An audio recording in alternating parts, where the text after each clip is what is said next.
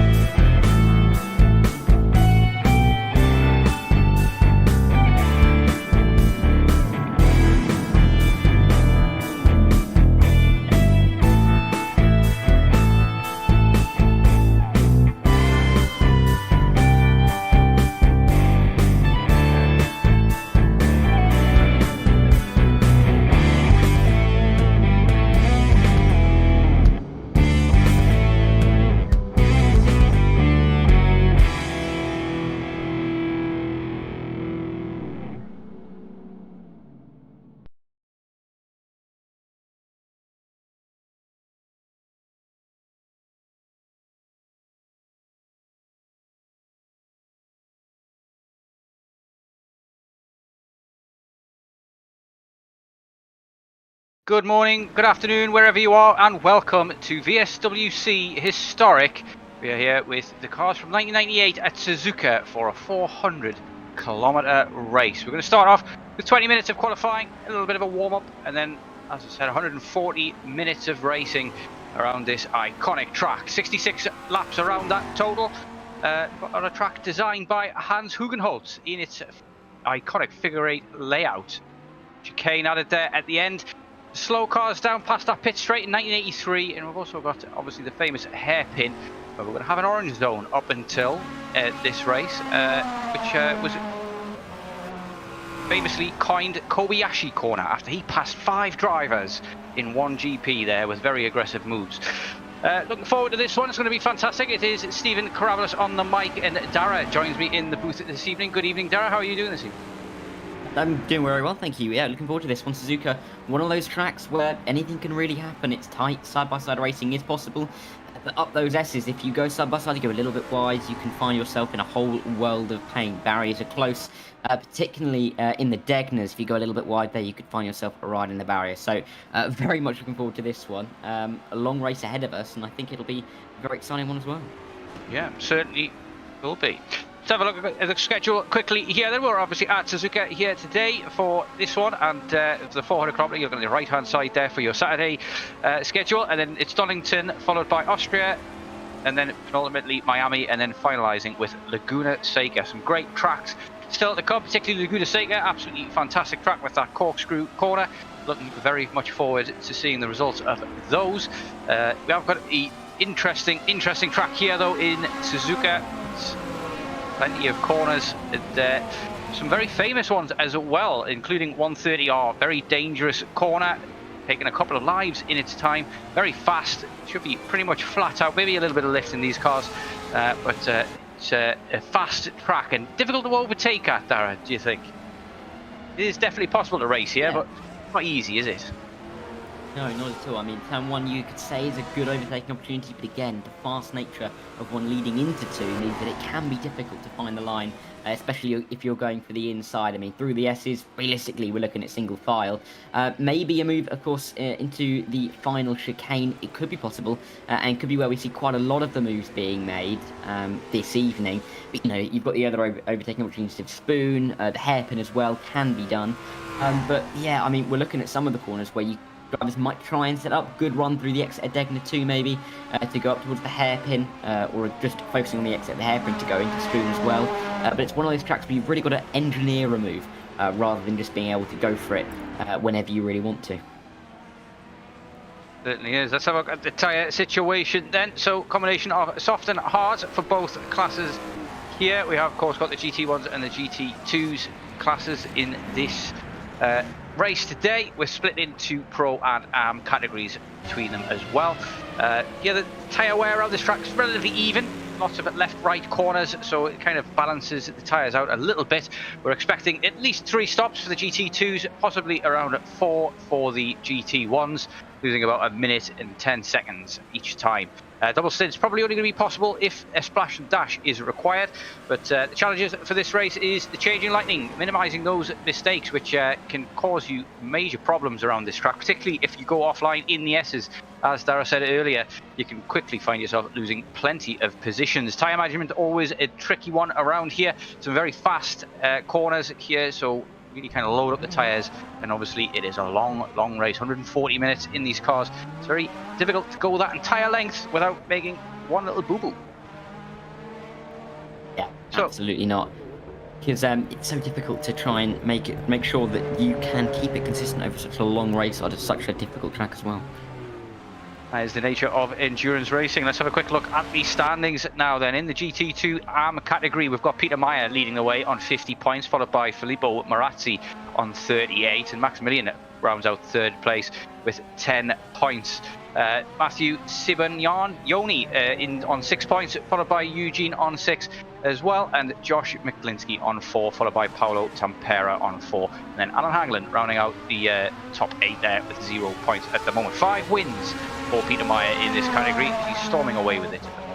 In the LMGT2 Pro category, we've got Ross Smith leading the way with 2 wins on 46 points, and JT Tammy hot on his heels, only 6 points behind with 3 wins and 40 points.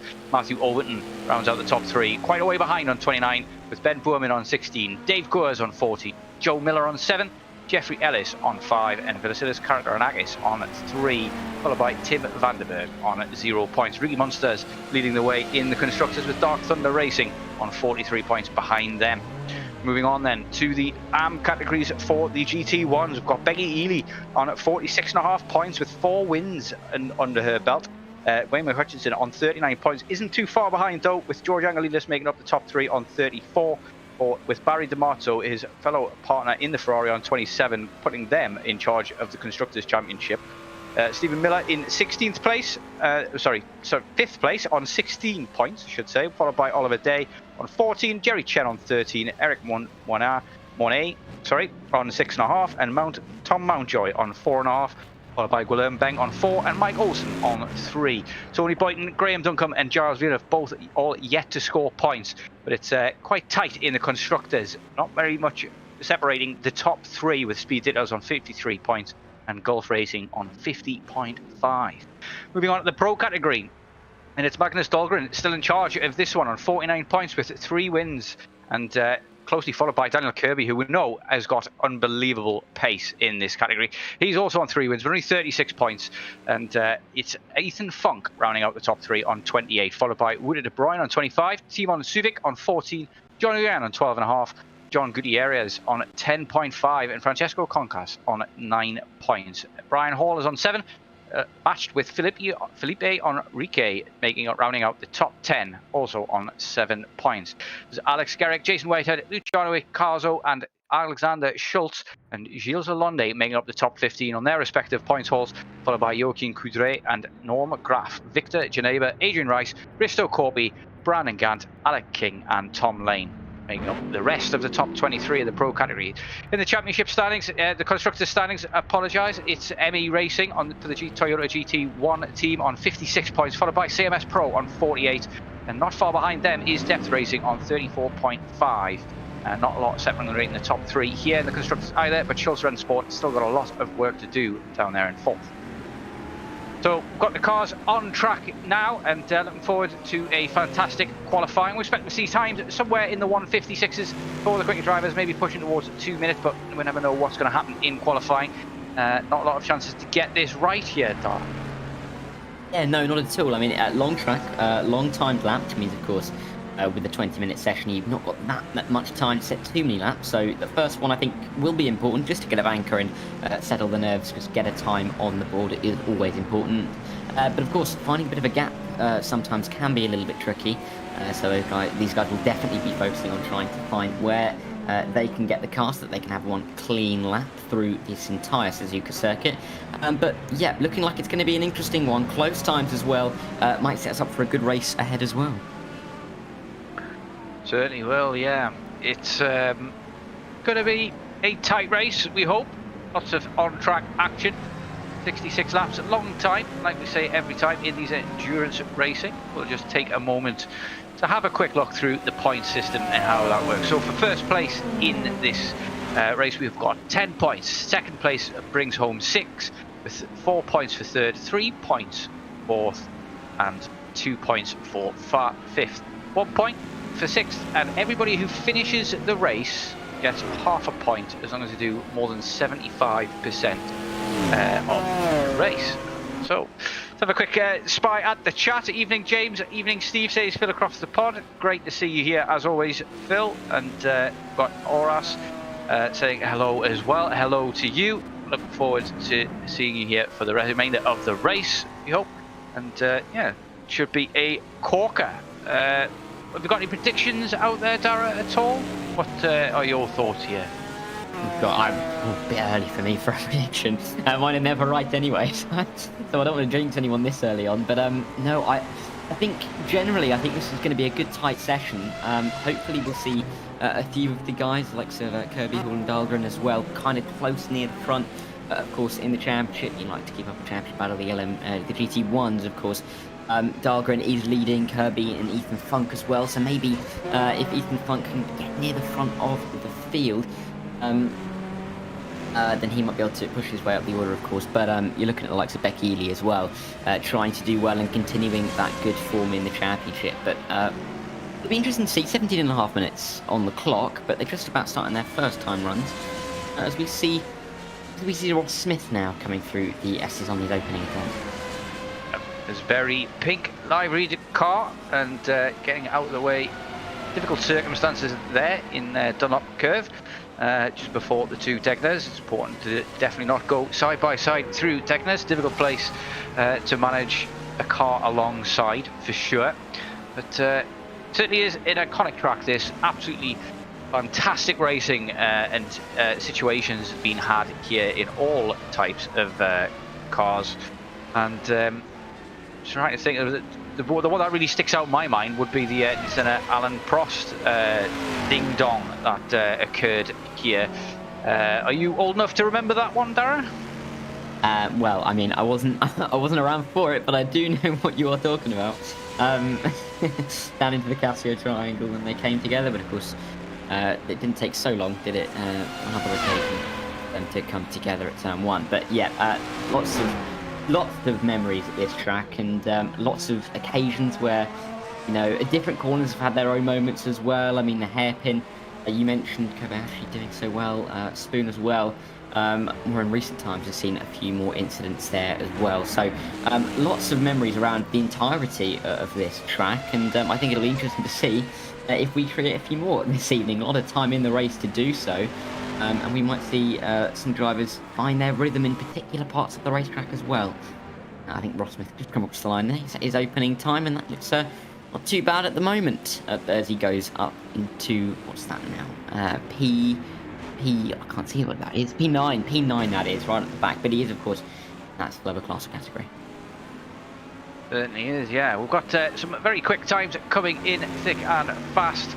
And qualifying is definitely important. Obviously, endurance racing, you've got a lot of time within the race to correct any mistakes that you've made, either within the race or in qualifying. But qualifying is all important, as it is in most racing situations. It puts you at the front, it can keep you out of trouble, and turn 1 can definitely be a bit chaotic here at Suzuka, especially on that first lap. And the S's, any mistakes there on cold tyres can cost big time. So be interesting to see how everybody manages it, and getting that high up the order in qualifying is going to be vital to that end as well. And as our man in the middle, Ross Smith, was telling us beforehand as well, it's also very worthwhile in terms of strategy to be ahead of somebody that you are quicker than for the race. It means you hold them up and give yourself every advantage within the race. But and Kirby currently purple in sector 1. He's got absolutely charging it. We know with his kind of pace, he's been absolutely dominant at the top end of the Pro Series so far. Purple in the second sector as well, so he's on an absolute barnstorming lap here. This could be the one for pole as he finally rounds the chicane. In the final corner, he'll keep it hard to the right-hand side to shorten the track. Let's see what he does. And he does go, in fact, pole by, looks like almost a second and a half there. Absolutely blistering lap there from Kirby. We've come to expect that kind of thing. Yeah, and that'll set him in good stead for the rest of the session. I mean, he was a winner last time as well, so he's in a hot streak of form after winning the last two, Hungary and Dijon as well. So he is really coming good in the championship. Of course, currently sitting second behind Magnus Dahlgren, so he's gaining some ground. There's a 13-point margin he has to close. And with only 10 for a win, he is looking like he's trying to close it with only a few more races to go in the championship. Doing well so far. With 30 minutes to go, I mean, time relatively early in the session means that he really is in a good position for the rest, and it's going to be one of those times where the drivers behind are really going to be pushing to try and beat that time, and then might make a little mistake in doing so and might not maximise exactly where they could be on the grid. So bit of a carrot, but it's a long way in front of the places of some of these drivers at the moment. Yeah, it certainly is, but motivation nonetheless, and yeah, you tend to find you only get better by playing a smarter opponent, as the old chess phrase goes. So play racing against faster drivers, it will definitely give you some improvements, but Dan Kirby on another level at times in this series. Every race he's finished, he's come second or higher, which tells you everything you need to know about him, but he has got competition within Magnus Dahlgren, and with so few races of the season remaining, so many drop races for Dan Kirby, it's still anybody's guess whether or not he'll be able to knock Dahlgren off that top spot, claim it for himself. Still a lot to be fought for in the mid-pack as well throughout the categories, but interesting to see how this race finalises and what gets shaken up. Becky Eli is also one to mention, who's been dominating her category in the AMS, and 4 wins total. That's unbelievable from her, and yeah, there's lots and lots going on across all of the categories. Ross Smith and JT Tammy very close together at the moment as well, and finally get to the point of the season here, Dara, where people may be starting to drop out a bit, missing more races. Life gets in the way, and that can have a big effect on championship standings. Yeah, it definitely can. I mean, for some of the guys that, I mean, if you miss one race now, you might not be able to recuperate the same amount of points that you missed out on by not attending. So, slight difficulty there for some drivers, but it means that there is a bit of a two-horse race, particularly in that LMGT2 category with Ross Smith and JT Tammy. So, they won't be complaining too much because they are doing very well between them. So, we'll have to see if that can transpire out of the final corner here for the Healy. Runs to the line in the end and just improves 6th overall, of course, but first and fastest in class as well. So good work there so far. Of course, Becky Lee, another name, doing well in the championship. Currently the leader, won 4 times, including at Dijon, Hockenheim and Silverstone as well. So in a good run of form this season, and it'll be interesting to see whether she can keep it up tonight. But of course, Suzuka can be a bit of a different prospect, but we'll have to wait and see. She looks relatively comfortable at the moment at the front of that class. Yeah, certainly is, and 10 minutes to go of qualifying. It's do or die time for a lot of these drivers looking to move on their times.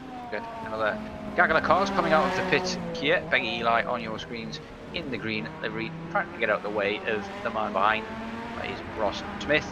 This giant hooded ornament on the front of his car that makes it impossible to see apexes. How he drives in that thing, I'll never know. But maybe his adjustments to the field of view will pay dividends. But Ara says, yeah, I'll be here for a while, for quite a bit. This seems very fun to watch. It certainly is. It's great for us to watch as well. I hope you enjoy your stay here, Ara.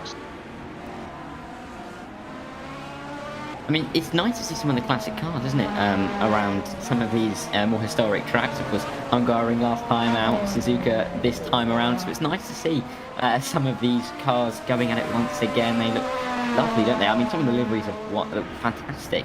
Becky Ealy's as well, actually, here looks I mean, the blue and green work very well together. But yeah, I mean, it's just nice to see these cars back out on track. I mean, of course, retired, that's it up. Have gone past their heyday in real life, so nice to see them recreated once again in the virtual world. And very pleased to see them going around Suzuka once again, and hopefully it'll produce some fantastic racing as it once did. But we'll have to wait for that. We've not got long for qualifying left, but then we'll be on to that race. It's part of the beauty of sim racing, really, isn't it, Dara? Like, just how you can switch from one track to another with no jet lag, flight time, and obviously you've got the capability of driving some absolutely beautiful cars and just great ones from history as well. Yeah, Toyota GT1, Nissan R390 GT1 as well. So fantastic looking cars out there. Very proud winners throughout history as well, and forward to this one. Well, currently in second place. I mean, very difficult to see who's behind him at the moment, but yeah, that's you know, there. Yeah, it's going to be a long race, this one as well. I'm wondering exactly what people's strategies are going to be. Whether or not everybody's just going to run the fuel tank dry, or whether or not there's going to be some room for manoeuvre on those pit stops. Maybe going an extra pit stop just to get out of traffic can sometimes gain you big round here. What do you think strategy-wise? We're kind of expecting 3 to 4 stops. Do you think people will double stint tyres, maybe try and get a little splash and dash at the end, or is it going to be a case of have to play it by ear? I don't believe we're expecting rain at all. Certainly always going to be very difficult to predict the rain, so if that comes, that'll be making it very interesting indeed. I think it might be an interesting one. I generally think Suzuka one of those tracks where you don't really want to get stuck in a bunch of traffic, so it might be one of those ones where the drivers play it a little bit more by ear, just wait to see where the gaps form, go in with a strategy plan, but be willing to adjust it somewhat as they go through the field, because of course if your pit lap that you've already planned is going to be not very beneficial to you, you stick out one more lap. But I mean, for some drivers it might transpire that a splash and dash at the end might work out best for them, so they might just wait and carry on the stint a little bit longer. So I think we'll have to wait and see, but it will be interesting to see, because Suzuka is one of those tracks where you never really know what the strategy is going to be. Tyres, fuel as well. Lots of differential in what you can and can't be doing with the strategy. So it'll be interesting to watch some of these drivers, particularly the front runners, because they might just be strategizing in reaction to the people behind them. So we'll have to see how that plays out. But yeah, 3 to 4 stops will be interesting. And with more stops per laps, I think the pit windows might be a little bit narrower, but they also might be a little wider. So we might see a little bit of crossover as well. Certainly will. Have a look and see. 5 minutes it is remaining, just over 5 minutes remaining of qualifying. It's going to be interesting to see how people get on the grid and see who starts where. We've got a number of drivers still vying for great positions in the championship as well. I'll see whether or not we've got Peter Meyer here. Maybe we'll get that broadcaster. But Peter Meyer wins 5 out of the 8 races that has been and gone so far. But he is here this evening and in the garage, so we're expecting him maybe to take another result home. It looks like he's won every race that he's been in so far, Peter Meyer. Could well not be in that category come next season. There is we are definitely getting another season of the VSWC Historic Championship. So yet to find out from Ross. We've been trying very, very hard to, but it's like getting blood out of a stone to figure out what we're going to be racing in next time, but it's anybody's guess at the moment. I think it's going to be a little bit older. That's the only bit of tidbit of information, little teaser that we've been given. So maybe looking around the 70s or so in terms of era. Maybe saving that one for a big announcement nearer the end of the season. But yeah, don't believe me, we have tried to get that information out of him. It has proven very, very difficult. Please let us know in chat if you've got any predictions for this one, who you're rooting for, and don't forget to give us a like and subscribe. subscribe if you're enjoying what you're seeing. It's Donington next as well, Tara, and I don't know if you've raced much around there, but that is another fantastic track. Possibly got the world's greatest chicane in it, in my opinion. What do you think of that next one? Yeah, I mean, Donington's one of those tracks that one of the few tracks that I've both driven and been to. So it's one of those ones. I think it's a classic, really. It's a British classic in terms of how the track is curated, shall we say. I mean, turn one, of course, can always be interesting.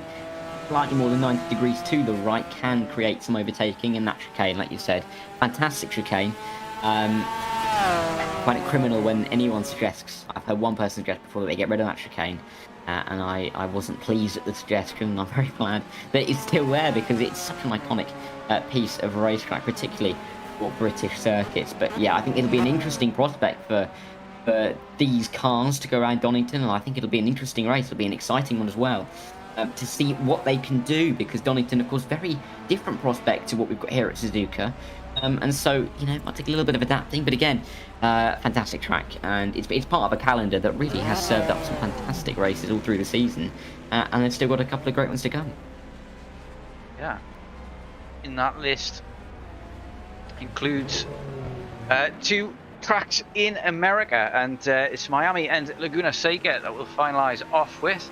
And again, Miami, a newcomer really, but definitely a fantastic track. But Laguna Seca, they've really done a great job here, the admins of this league, picking tracks that definitely suit the cars, suit the situation, and the power, and give us the best chance for seeing a great deal of fantastic wheel-to-wheel racing. Have to see what results are here. We finally get underway. 2 minutes remaining of qualifying. Kirby still the man at the top. It's De Bruyne in second place now, followed by Dahlgren and Uyan and Subic making up the top 5 in the pro category. Angelidis currently leading the way in the AM category rather well there. Difficult to keep hold of that spot. We've got a number of quick drivers in that category there. Of course, got Meyer further down the order there as well, to start high up in his category. Maybe he doesn't want to race too hard. The very few drivers that are available today. As all he needs to do really is just get a decent finish, and that'll be that. And be well on his way to winning a trophy at the end of this season. Yeah. Going to be interesting. 4 tracks altogether in the USA, obviously a US league this that we're in, and it's been an entertaining one so far. Have you managed to catch much of it so far, Dara? I've watched a few of the streams actually, particularly last week I've watched quite a few of the streams, and there have been some fantastic races, which is why I've watched a few of them. I mean, kept watching a few more because they were just really interesting to watch. So yeah, there've been some fantastic rounds so far this season. You know, I think the tracks we've got left will also be incredibly interesting. I mean, you mentioned Laguna Seca. I mean, Laguna Seca is one of those tracks that almost, you know, stands the test of time. I mean, but of course they've remodeled it slightly, haven't they? They've introduced a little bit of tarmac on the outside of some of the corners, which is disappointing. But I mean, overall, one of those tracks that is fantastic. Corkscrew, of course, iconic corner, and even it creates a lot of overtaking opportunities as well. I mean, particularly that first corner, double apex left-hander can really give you a good shot at trying to get past your challenger. So, I mean, yeah, I'm looking forward to that one. There's lots of tracks. I mean, all through the season, the ones we've already had that have been interesting as well. But yeah, fantastic season. I mean, some of the tracks have been really well chosen as well. So, looking forward to them. As we said, Donington, Laguna Seca, Miami, and Austria as well in there. So, good calendar. I'm looking forward to the end of the season here. Certainly will. It's still going to go down to the wire for a number of these people here as well. Of course, we've got Enrique, who's just managed to put himself into P2 in the GT2 category. Looks like we've got an amalgamated qualifying here, and it's over as I speak there. We've got the checkered flag out. You're looking at the grid standings in short order. We will have a 10-minute warm-up before the race starts proper. Then we'll get it, then we'll bring up the grid. And but yeah, looking forward to 400 kilometers of Suzuka here this evening. Plenty of racing for your feasting eyes, and be a great one. Looking forward to this. The S's can be just absolute nightmare on that first lap. I'm wondering exactly how many people are going to maybe risk those moves as well. Obviously, we've got the orange zone, which runs from turn 1 all the way to the hairpin, or Kobayashi corner, however you like to call it. And that means that you're not allowed. It does mean you are allowed to make a move, but if you make the move and you make a mistake and you hit the person on the outside of you or on the inside, depending on where you've made the move, then the penalties are going to be severe. So a lot of people will opt against that and go for the safer option of just going through single file. But he who dares wins, as old Del Boy used to say, and you can definitely gain a few positions if you are aggressive enough, but most importantly clean enough, get some moves done in that orange zone. But every race I've commentated so far at VWSC, that's not happened. Don't know if we'll ever see cojones of that size, but it's definitely maybe worth considering, especially if you've got such a good run and know your braking points well. Yeah. I was going to say, definitely. I mean, it's one of those tracks where if you're confident in the move, then you've just got to commit to it, because a little half-hearted move in some of these corners can end up very badly indeed. I mean, you look into turn 1. I mean, if you try and just put your nose slightly down the inside, the nature of the apex of the corner means you're just going to have that front end of your car so wiped off completely. So you've really got to be committed in some of these corners, but we'll have to see if some people are brave enough to go for it. Yeah, we do have some outstanding penalties to go through as well, just before we get back going again. But it's apologies from me if these are incorrect. These are just pulled from the Discord server. I'm pretty sure they are correct though. But we have got a drive-through for Brian Hall, a drive-through for Magnus Dahlgren, which could affect things at the top end of the field massively. Today we've also got a drive-through for Oliver Day as well. So he's currently sitting quite high in the AM categories on qualifying pace, I believe. And yeah, it looks like we've got NQs to Wayne Hutchison, Pedro Cruz Gomez, and Gilles Lalonde as well, which would be qualifying bans, I imagine. And it's be difficult for those to kind of make those time up, but endurance racing gives you plenty of time to do that, I suppose. But the last place you want to be, really, Dara, isn't it? It's at the back of the grid. It sometimes means you can avoid issues and problems, but at the same time, all of it's happening in front of you, isn't it? Yeah, definitely. So I think it'll be important to try and keep your nose out of trouble if you're starting at the back, but it will be difficult at times. Maybe if there is a little bit of a concertina effect, particularly on that first lap, it could be a little bit difficult. But yeah, I mean, it's a two-sided, two-edged sword. That's the saying I'm trying to find, because of course you are starting near the back, but of course you can avoid all the chaos into the opening corners. I mean, it can be so difficult to pick your way through on the opening lap if you are right in that mid-pack. But if you're near the back, you can just hang back a little bit, find the line through, you have a better exit to benefit you through that opening lap, and you might find yourself a little bit further up than you would have been expecting. So it's all, I mean, it's a bit of a gamble starting back, but it can work out if you are savvy enough to get through the field in time. But time will tell to see if these guys can get through if they're right from the back. Savviness, of course, a major virtue for any endurance racing driver.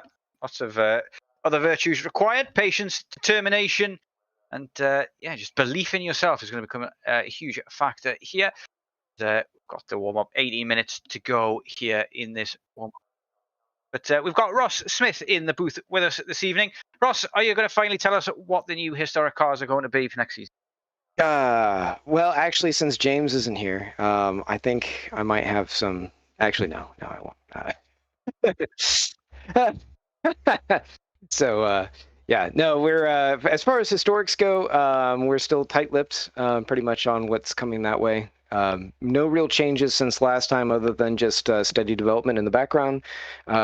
I will say that I don't know if we've mentioned before, but we're targeting the end of November for the reveals on both the modern and the historic cars, the new ones that will be coming out.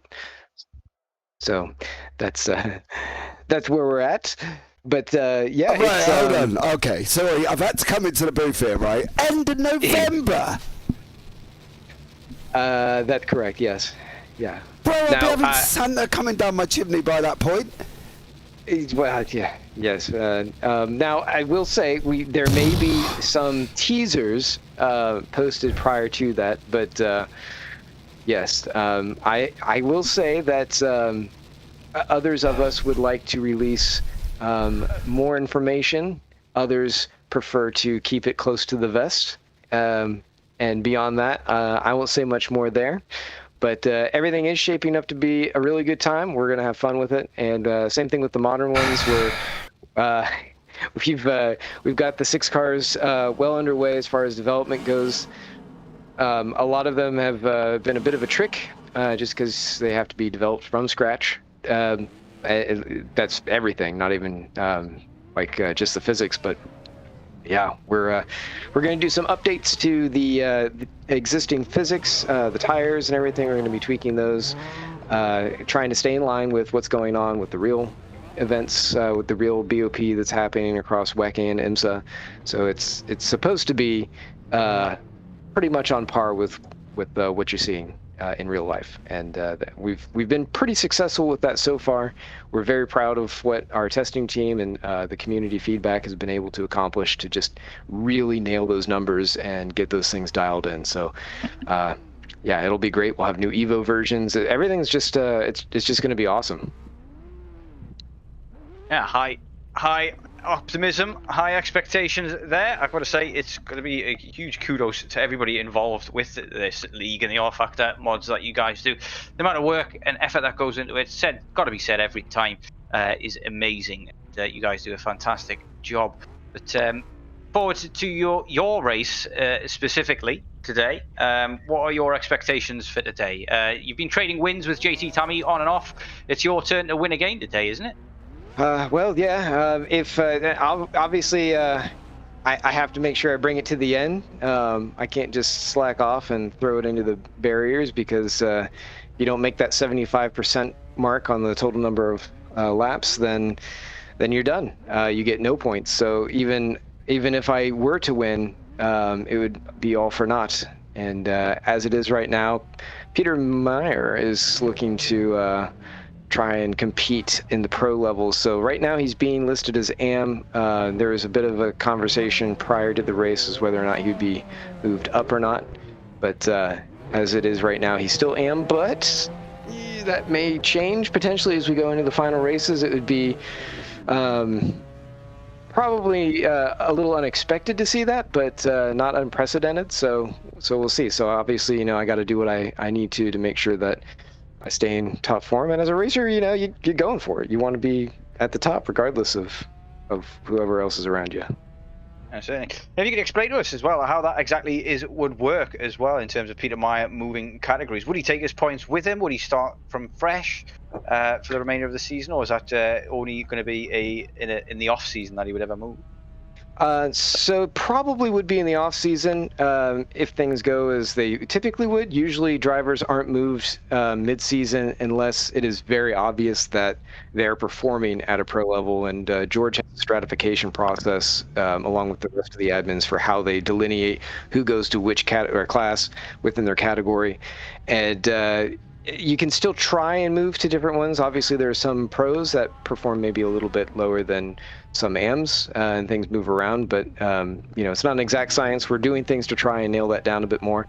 But for the most part, it works out pretty well. If he were to move, he would have his points and everyone else's points actually recalculated based on where he was finishing within those races. So yeah, I mean, it could totally change the formation of the championship the way it is. But kudos to him if he manages to score out more points than me or whoever else is running there, and he ends up doing well. But that's why I got to stay on top.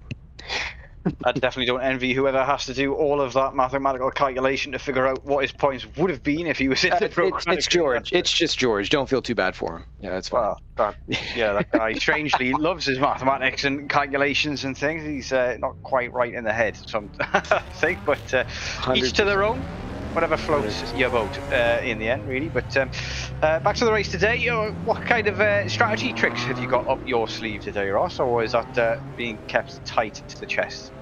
No, it's well. So strategies are going to be a little bit of a test, just because obviously today's race is a lot different than the sister league MNRL, which runs on Tuesday. It's a regional Americas event, although we get some from Australia and about the world. Becky Ely actually runs in that one, despite the fact that it's quite early over in your part of the world at that time.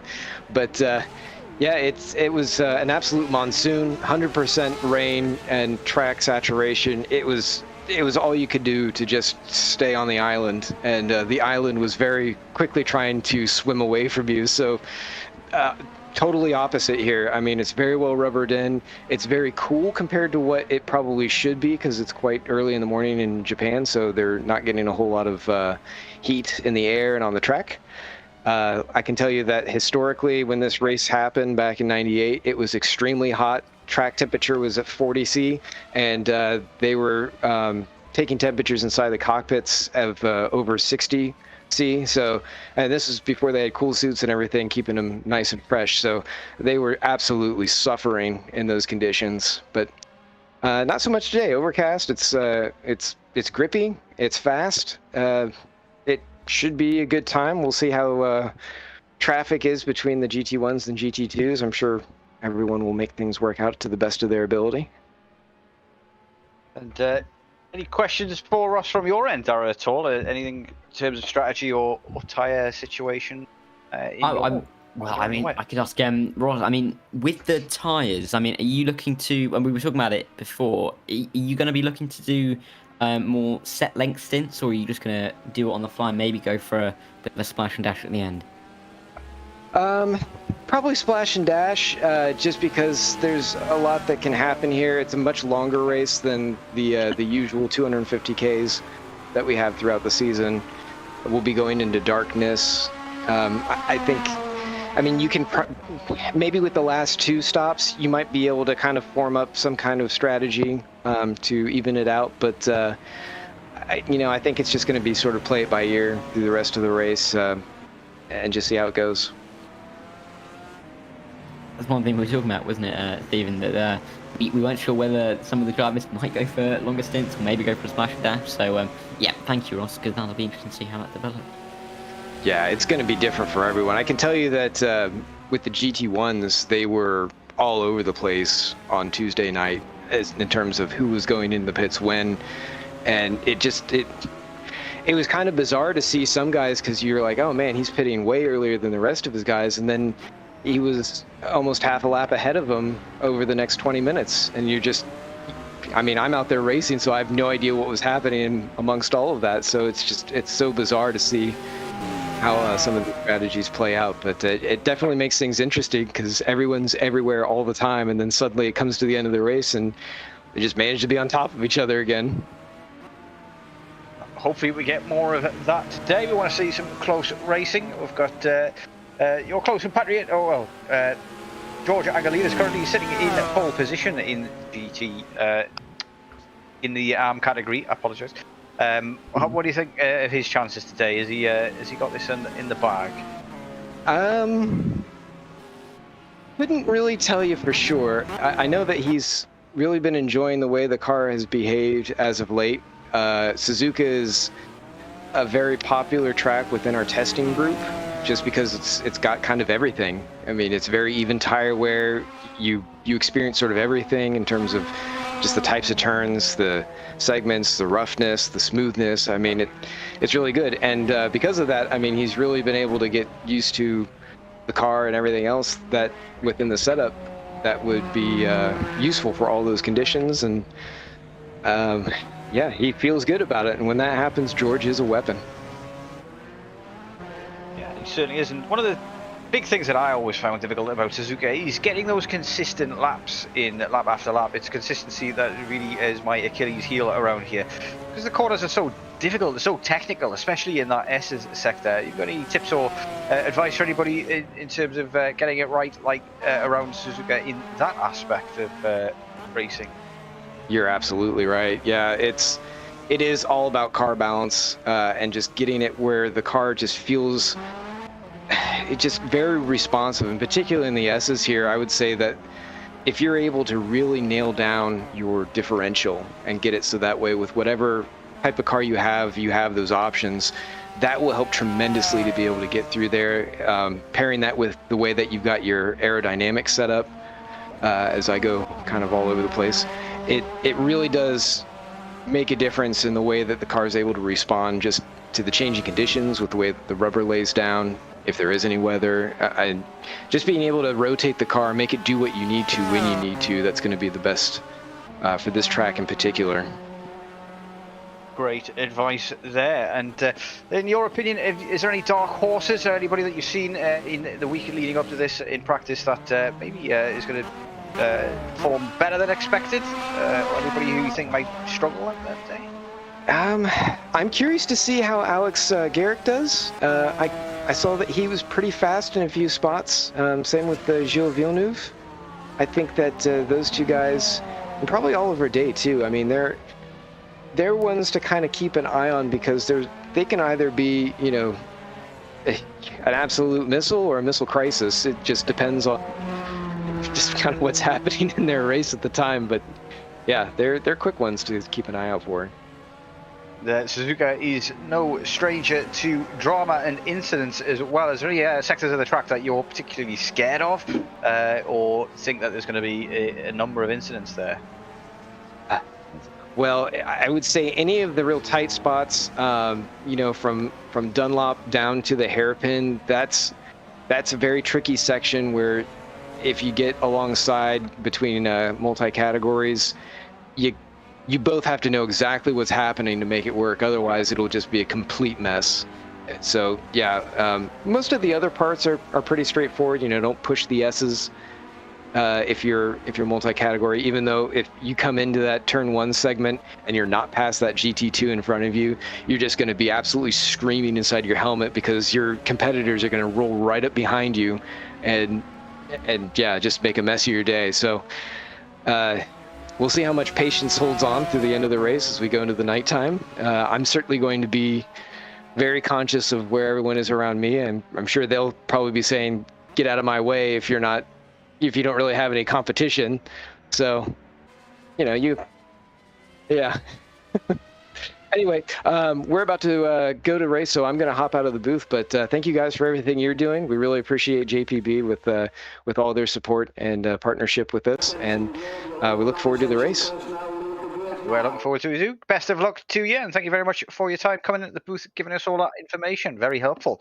But best of luck to you, I'd say.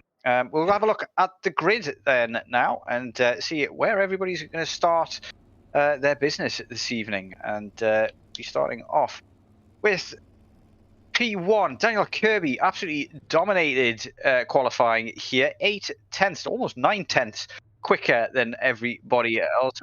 We've got De Bruyne in 2nd place, Magnus Dahlgren in 3rd place, and John Uyan in 4th, rounding out the 2nd row of the grid.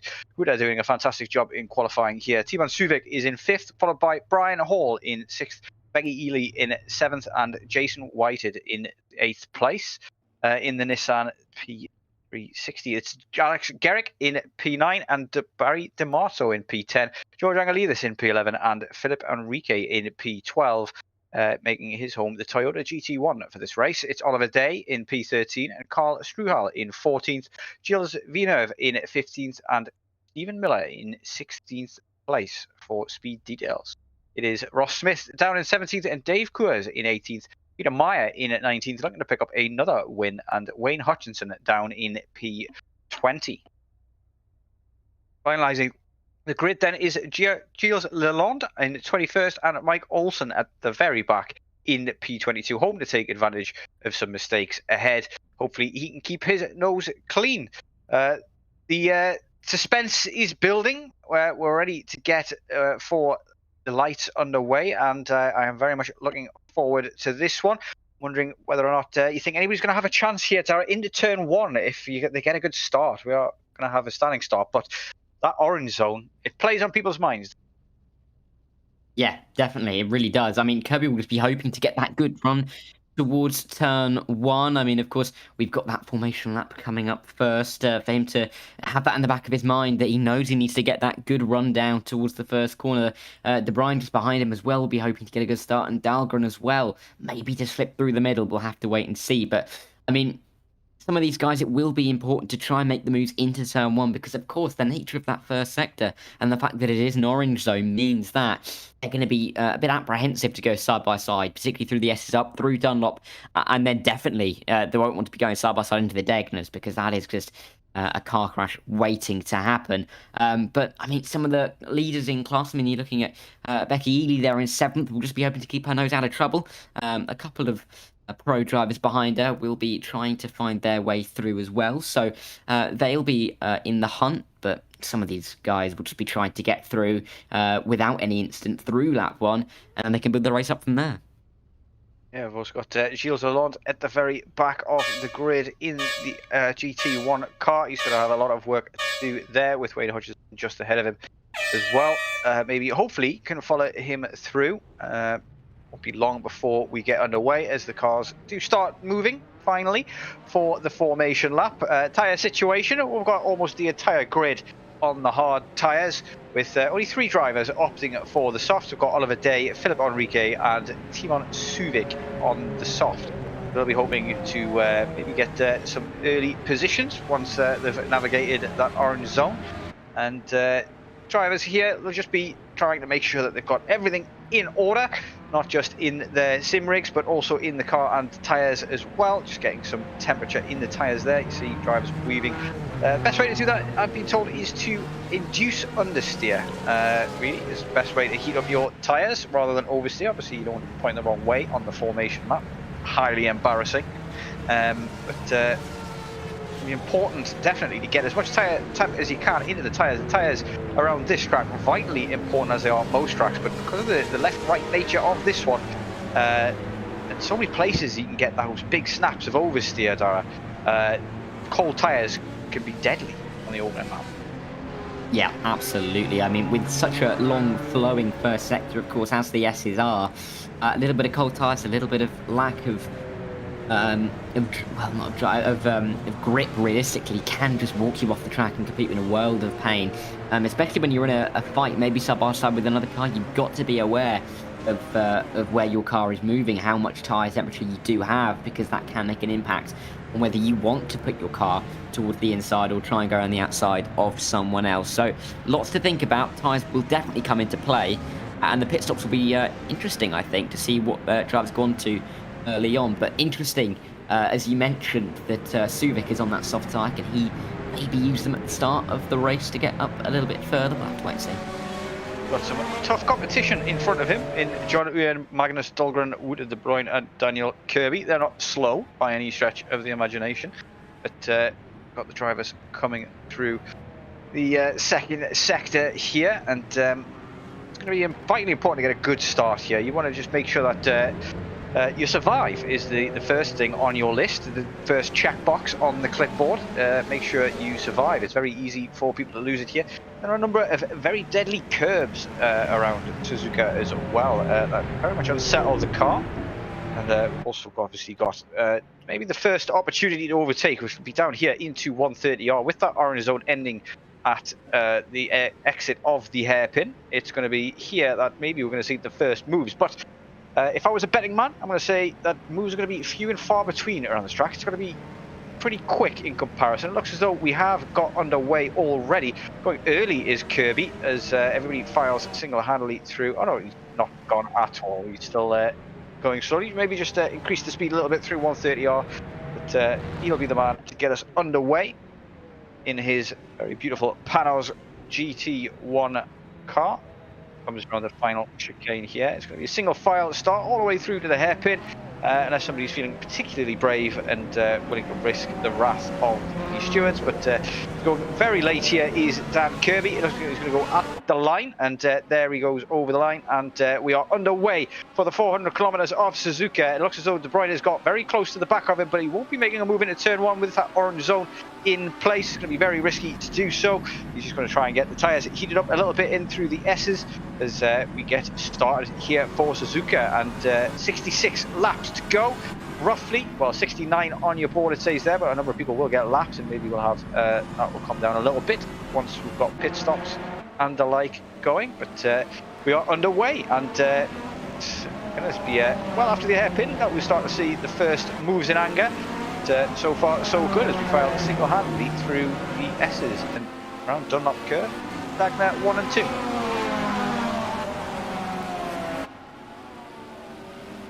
little bit of sliding left with Dunlop for some of those drivers as well as they came up there. Dagner 1 and Dagner 2 can be a little bit tricky to navigate, but one more corner until they get through this orange zone, or two, I guess, this little kink up towards the hairpin does count, but for most guys it will be pretty much put to the floor as they come through the hairpin now, exiting the orange zone. We might start to see a few more moves being made, but Kirby with a really good opening lap. He's really produced a big gap to De Bruyne here, and Dahlgren is closer to the man in second than De Bruyne is to the race leader Kirby.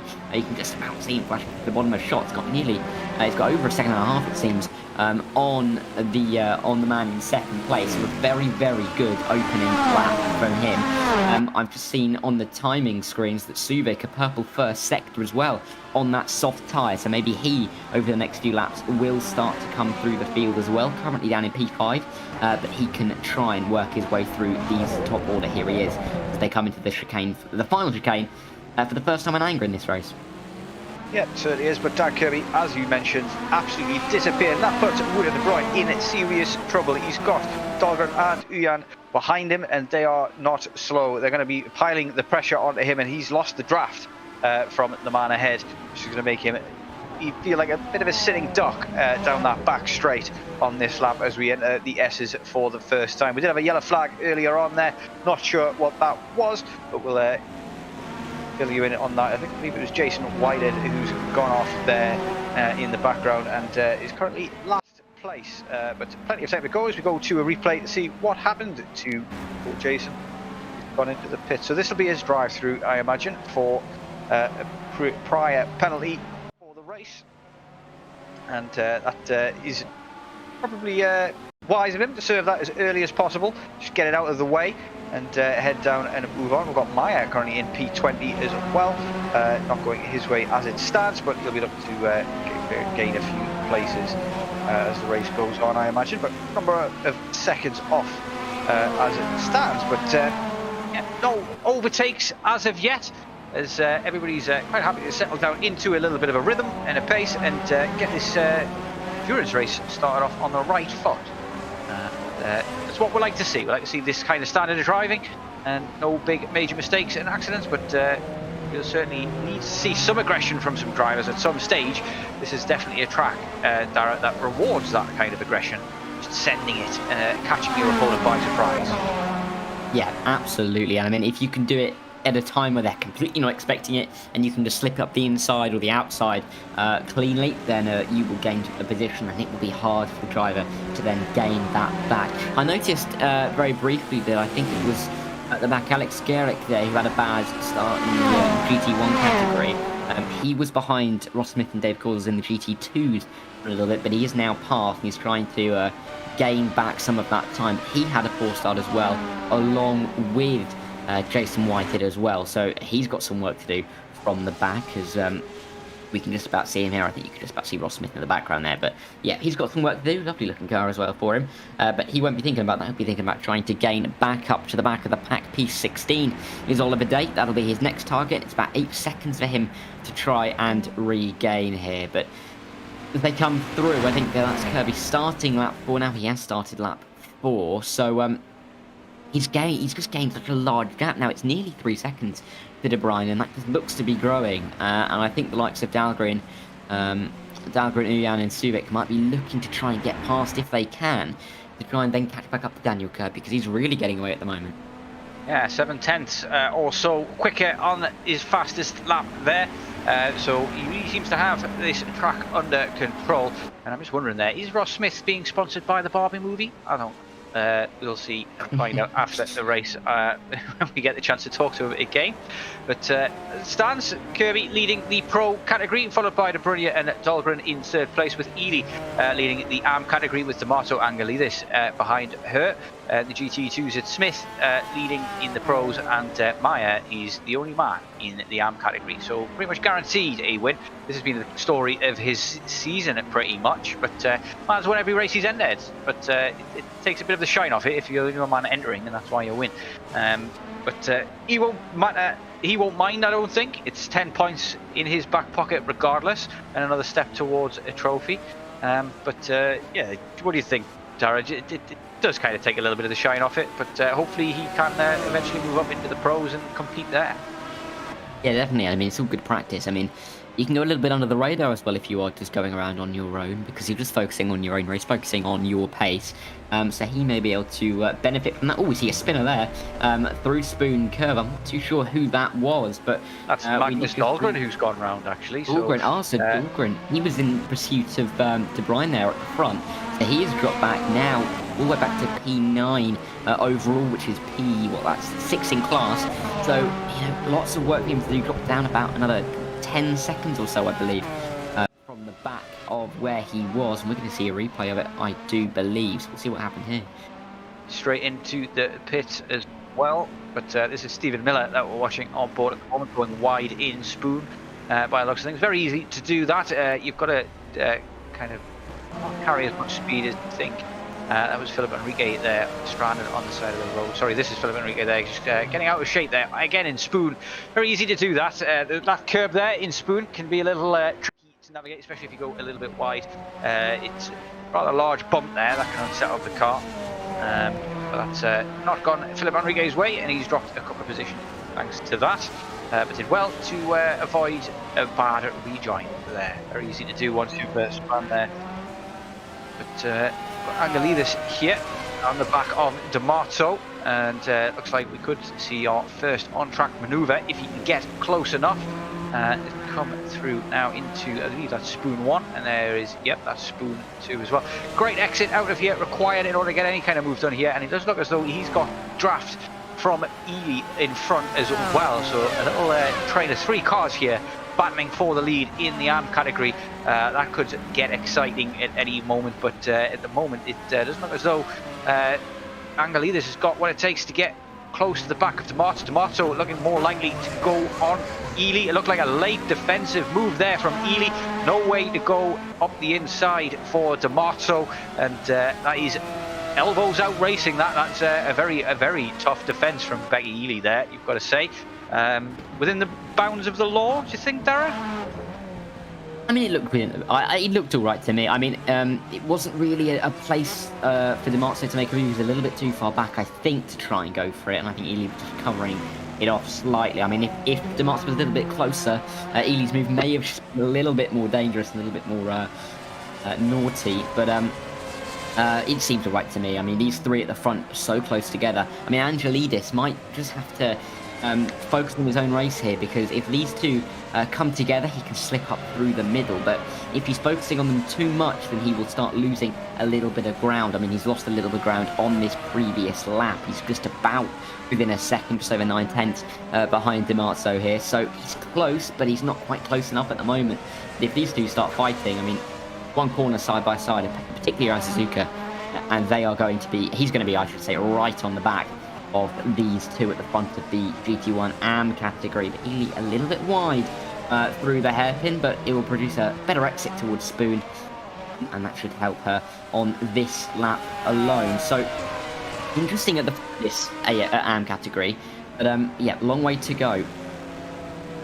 Something for the future books as well is that right behind these guys and closing in quickly, only 2 seconds the gap, is Magnus Dahlgren, who had that earlier spin and very quickly went into the pits straight after, I believe, or I could be wrong about that. That might have been Jason Whitehead who entered the pits, but he is going to close up on these guys pretty quick, and that could mix this up a little bit, because he'll want past here, and he'll be a fair bit quicker than these guys, I imagine, given his qualifying pace.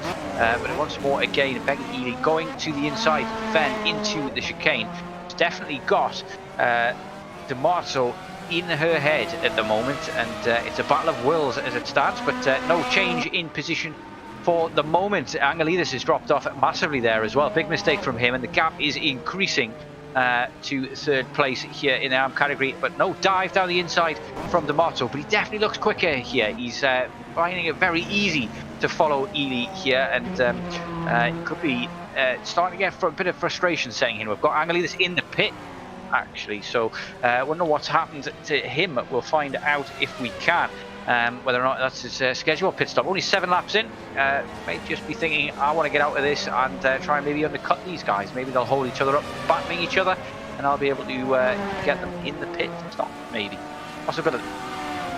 Yeah, where some of the drivers might be looking for a slash and dash towards the end, that might be the strategy there for Edith, I should say. Because, of course, if he's able to avoid that battle, to try and make his way through without having to battle away with these guys, he may benefit just that little bit. So that could work out well for him. It's a bold strategy. We'll have to see how it plays out. We're not too sure whether it will work out just yet. But it will be interesting to see if it does. I mean, on the back of these two now, of Ely and Dimarzo, we have got Max and Stahlgren trying to come back. You can just see him at the back of shot when they come through. There he is. So he's going to be trying to get through these two as well.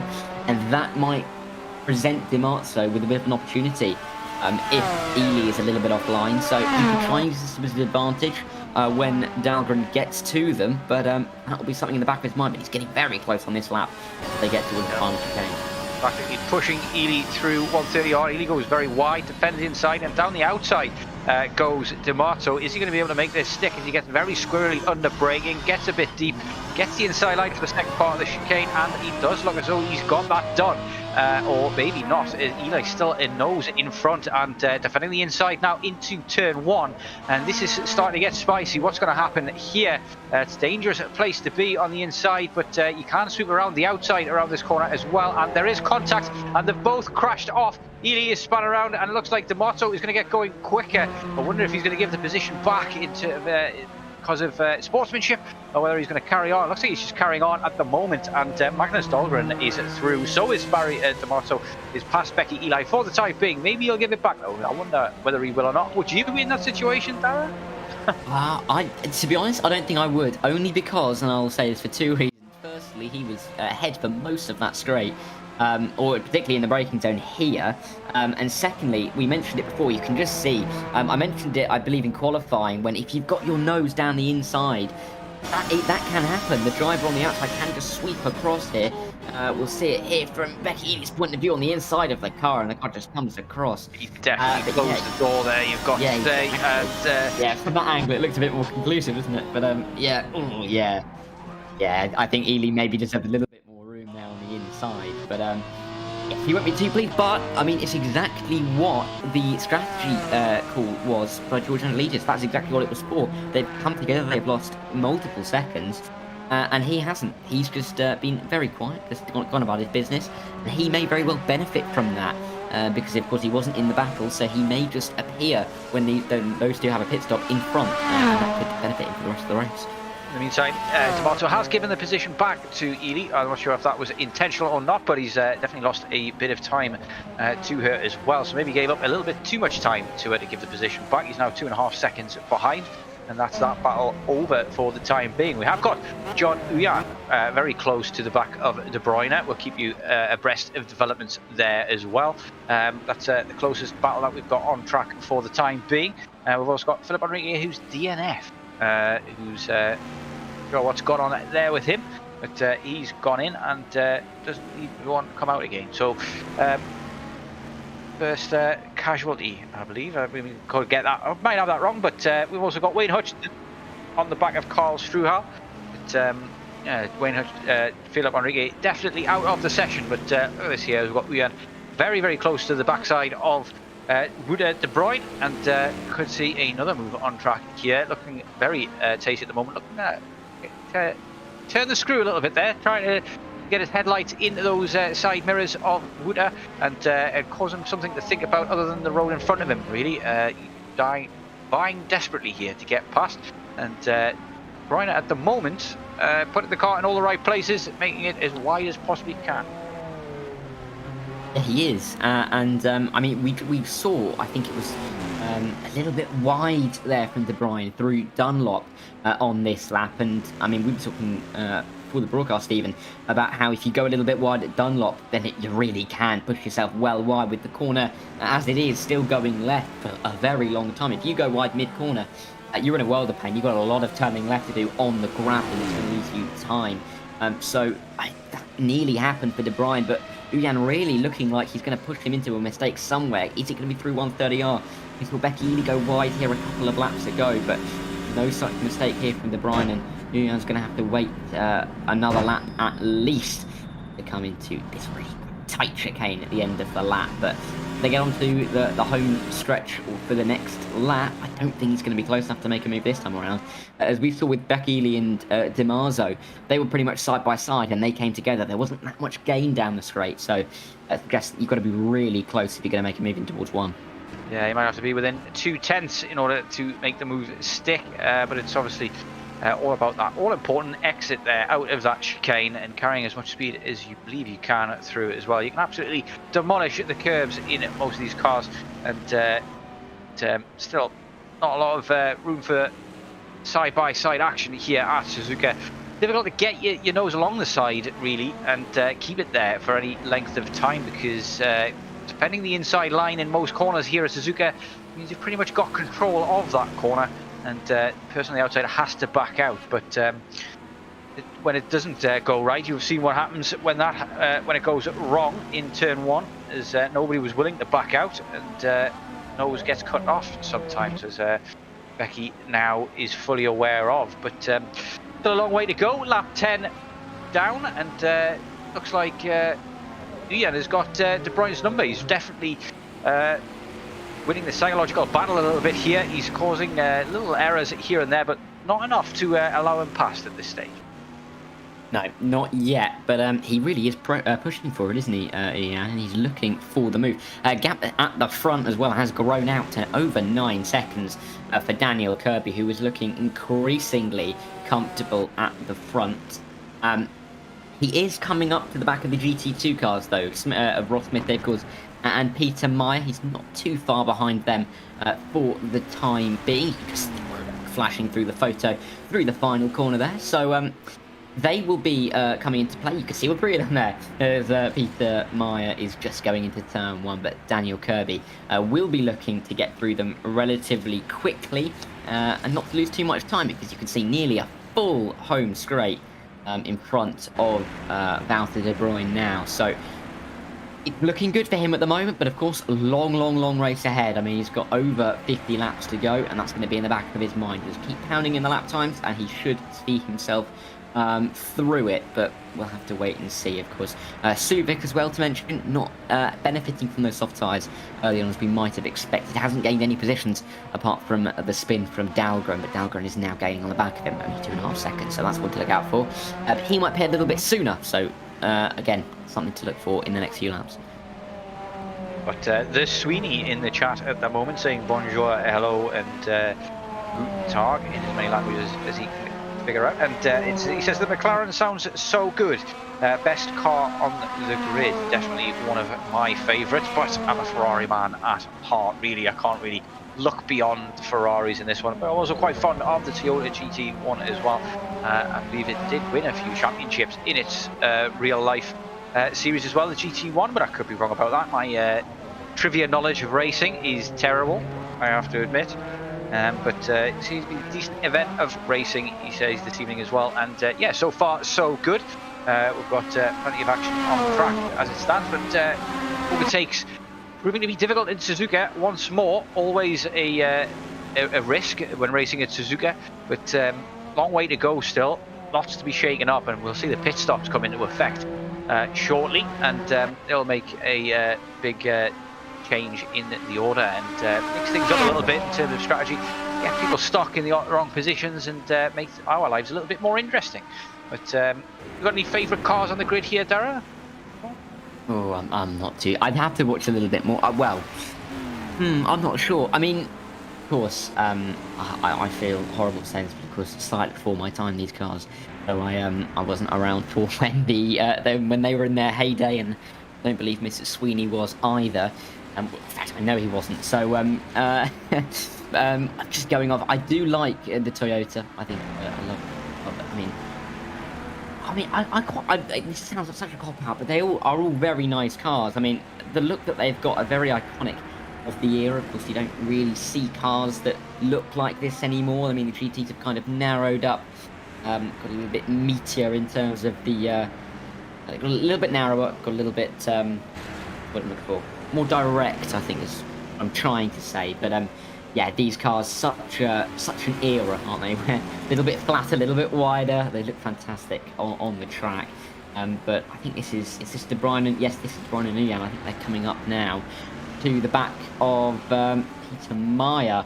Yeah, so this is going to be a little bit of a challenge to get through on the inside towards the hairpin, and Meyer just about lets them through, and they can carry on their battle. But yeah, I mean, I think Suzuka is one of the tracks that I think suits these cars best, really, personally, because it is such an iconic track of an age, I feel, isn't it? Because of course it doesn't really have any modern features at all, and it feels more like a 90s style circuit. So I think this goes very well around this track.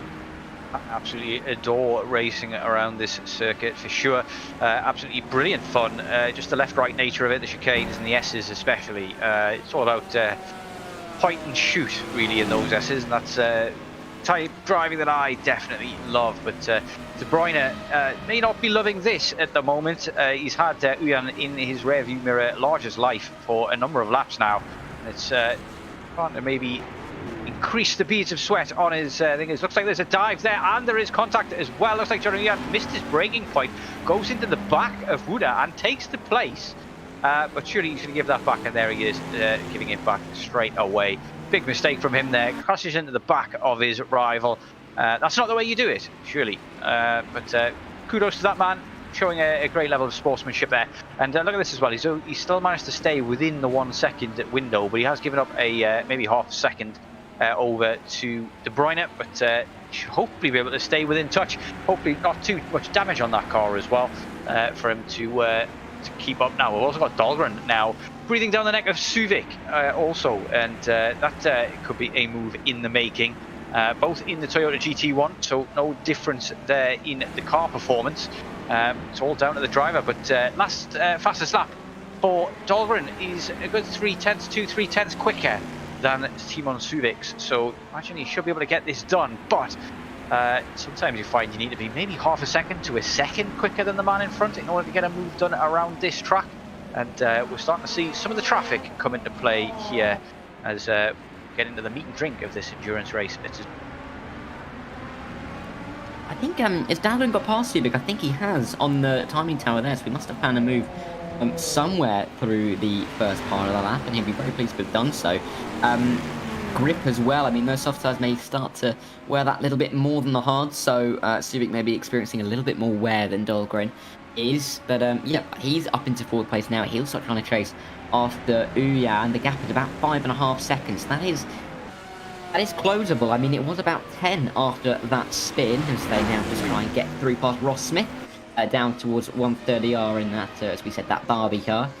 Down into 130R for the 13th time. That might just be the 12th time, because Kirby is so far ahead he might have just started the next lap already. But as they come into the chicane, no move this time, and Uyan not missing his braking point this time around. So very nicely done indeed. I mean, to be honest, I don't really know. I haven't seen Barbie, so I don't know if that looks like any of the cars within Barbie. But I'm sure people in chat, maybe Max Sweeney has seen it. He might be able to tell us. I could not tell you, to be honest. Not really my cup of tea. But yeah, very much looking forward to seeing Oppenheimer, which obviously there's been a bit of a rivalry going on. It was the most surreal thing ever in terms of film rivalries. I mean, you wouldn't really put them in the same category at all, would you? But Johnny does manage there to get past De Bruyne there into turn 1, and should hopefully now start to create a bit of a gap as he puts himself up to P2, and whether or not he can kind of put a dent into that 13-second buffer that Kirby now has, it remains to be seen. But Dahlgren will be hoping for a P2. He wants to try and limit the damage that Kirby can inflict on him in the championship. Very tight between the two there.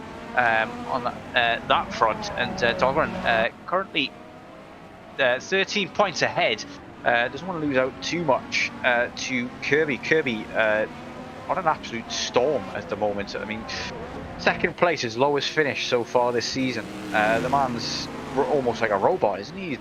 He's challenging his inner max so far this season.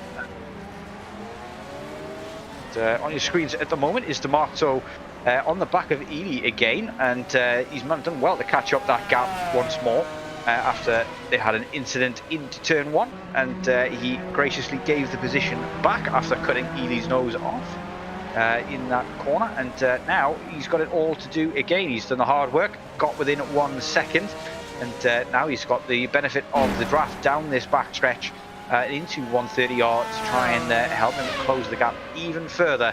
But he's going to have to be a bit more patient this time, I imagine.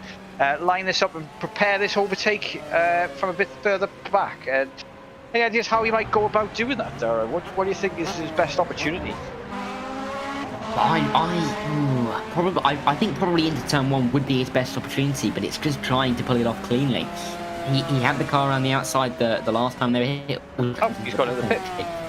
Yeah, that might be a little bit of a strategy call then to try and undercut Ely there, but we'll have to see where he comes out in relation to George Angelidis, of course, because he pit very early on, didn't he? Onto a hard set of tyres. We'll have to see how that has worked out for him.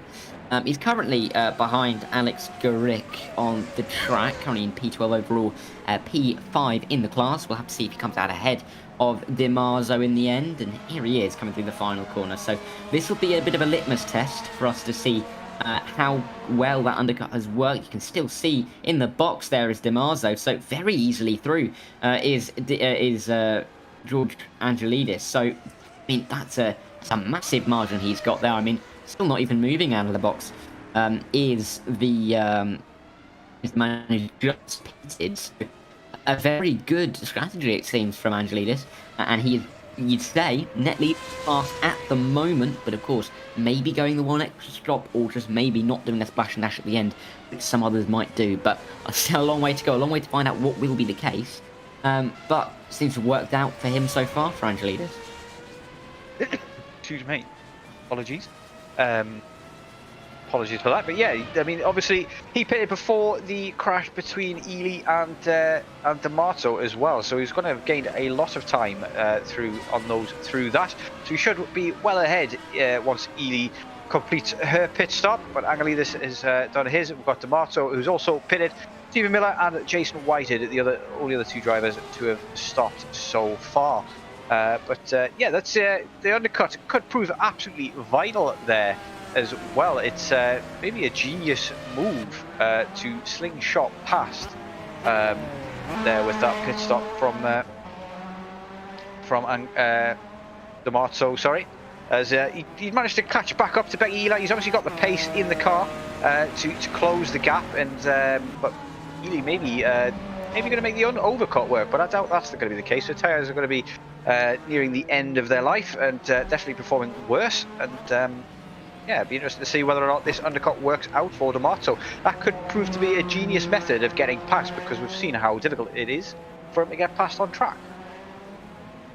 Yeah, I mean, definitely. Ely looks like she's just trying to stick to her plan, though, so she's not going to be faced by that pit stop, staying out, carrying on in this early part of the race, still in about the first quarter, ending the first quarter of the race, and then we'll see how it progresses from there. So a good start from her. Let's see if she can carry it through, but of course the challenges are from behind. I mean, Hutchinson going a little bit under the radar as well, of course. Hasn't made this pit stop for him, but he is a good 21 seconds off of Becky Ely at the moment, so that'll be something to look out for. But the gap between George Angelidis and Barry Dimarzo in the end is about 24 seconds, which is a massive margin there. Becky Ely, you'd think it'd be about the same. So Angelidis currently has this in the palm of his hand, you'd have to say, at the moment. We'll just have to see what his pit strategy ends up being, because that could be what decides this class.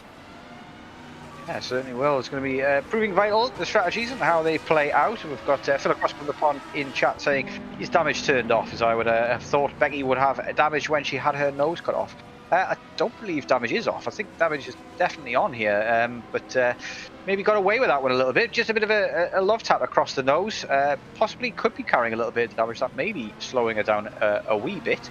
But at the moment, still not really setting the timer boards at a light, but that could just be down to tyre degradation as well. But of course, you tend to find that should be going faster and faster as the laps go on. But Ross did mention that the track ramps up quite a lot with the rubbering in here, and imagine if you get offline, especially in the S's, which is so easy to do, to end up offline in the S's, you can all of a sudden lose a great deal of grip. I've seen a number of people kicking up dust on the exit to the first corner, or the second corner I should say, and that can certainly ruin your tyres a little bit quicker as well. We've got fastest lap in at the moment is belonging to Daniel Kirby with a 156.5. Nobody else is actually in the 156s at all, not even close as it stands, as he pits for his first stop, Daniel Kirby, and drops down the order quite a bit, but will surely regain that once the dust settles after the pit stops. Yeah, definitely. So it'll be very important for him to just stay calm. I mean, of course, he's still what's that, 4th in class now, so you know he's slipped back that little bit, but it's still very relatively comfortable because he had such a big margin up at the front. I mean, we were looking at a long pit stop for some of these guys. I know the GT2s were going to be around 70 seconds, so for Ross Smith, their quarter meter mile, that's what they're going to be looking at. But the other guys maybe slightly more around that, but Daniel Kirby 64 seconds off of the lead at the moment. But you know, with the new set of tyres, he may be able to pump in a couple of very quick laps. I mean, I think Valtteri de Bruyne will know he's not really in the race at the moment to come out in first place, and that will be in the back of his mind. But you see Kirby now coming through Degner 2, then underneath the bridge. Yes, nice indeed. We've seen like a few drivers actually, haven't we, have a bit of a moment out of Degner 2, just a little bit of a squirrely rear end, not really sitting with them as they'd like it to, but Daniel Kirby looks all lovely implanted through there and then through the hairpin. Not a car in sight at the moment, but of course with his pace, that will surely change soon. But lap 18 of 69 that we're on now, so that was what, a 17, could say 16 laps in, of course, because the first lap was a formation lap, so that'll be interesting to think about. 69 lap race, could we be looking maybe 4 stops, or maybe a shortened first stint for him? But you know, 3 stops definitely Daniel Kirby, but we'll have to see if he just pushes a 4th. I mean, he probably has the pace to do it, doesn't he? It doesn't mean somebody with pace as it starts is George Agalidis, fastest man on track with a 2:01.4 last time around. So he's on a little bit of a charge at the moment. Very close to the back of him was Suzuka for a moment, but I think that's just because he's coming to the pits, as Ely is also in the pit. Wrong there, but seems that she's dropped behind Kirby as he now makes his way back through the field now that the pit stops are coming in thick and fast. Looks like almost everybody has done a pit stop. We've got Wuda who hasn't, Brian Hall hasn't pitted as of yet either, and we've also got Gilles Lalonde there at the back in the GT1 in the Panos, also yet to pit. Ross Smith still going strong, and Peter Meyer yet to make a stop as well. We've also got Dave Coors, Gilles Villeneuve, and Enrique, of course, didn't make any stops because he's already out of the race. But yeah, it's starting to mix up a little bit. Orders are starting to get shuffled, and this is the moment where you've got to really hope that you don't end up in any traffic. Daniel Kirby looks to have been relatively lucky with his stop, or has planned it very well, one or the other, and he's got himself some nice clean air in front of him, which should do him plenty of favours when it comes to taking the lead back. But Wood de Bruyne, a 2:04 last time around, looking to, he's lost quite a bit of pace there. Those tyres might be at the very end of their life. Yeah, not looking too comfortable for him. I mean, look at the gap. I mean, because Becky Ely, this could be important actually. Becky Ely's come out about 18 seconds behind Barry Dimarzo. There's 4 cars between them at the moment. John Nguyen, Nigel Dahlgren, Gilles Lalonde and Timon Suzuka all between them. So that could be important for them. but Becky Ely safely ahead of Oliver Day, who is on the soft tyre. He's the only driver on the soft tyre at the moment, so that's definitely something to watch out for. Someone coming into the box there as we see the class leader Angelides come in, and there was De Bruyne coming in. So we'll have to see how that works out for him, and I think it leaves Brian Hall out towards... Oh no, Brian Hall's also come in. So Brian Hall also coming in, which means Daniel Kirby will retake the lead. Angelides is inheriting the lead there then as well. But look at this, the gap now between Dimarzo and Becky Ely, he's lost out massively by trying that overcut. That undercut has given Dimarzo a couple of positions between them now to give him a little bit of breathing room as Brian Hall comes out behind Barry Dimarzo as well. So that undercut from Barry Dimarzo worked a treat, and it's got him back in contention. He's got a long way to go to George Angelides, however, 26 seconds off the front man at the moment, and a lot of time to make up, but can it be done? I mean, there's plenty of racing still to go. We're on lap 19 of 69, and yeah, it's still a lot to play for, and a lot of mistakes yet to be made, I imagine, as people start to get more and more tired as the race goes on. We'll start to see more and more issues.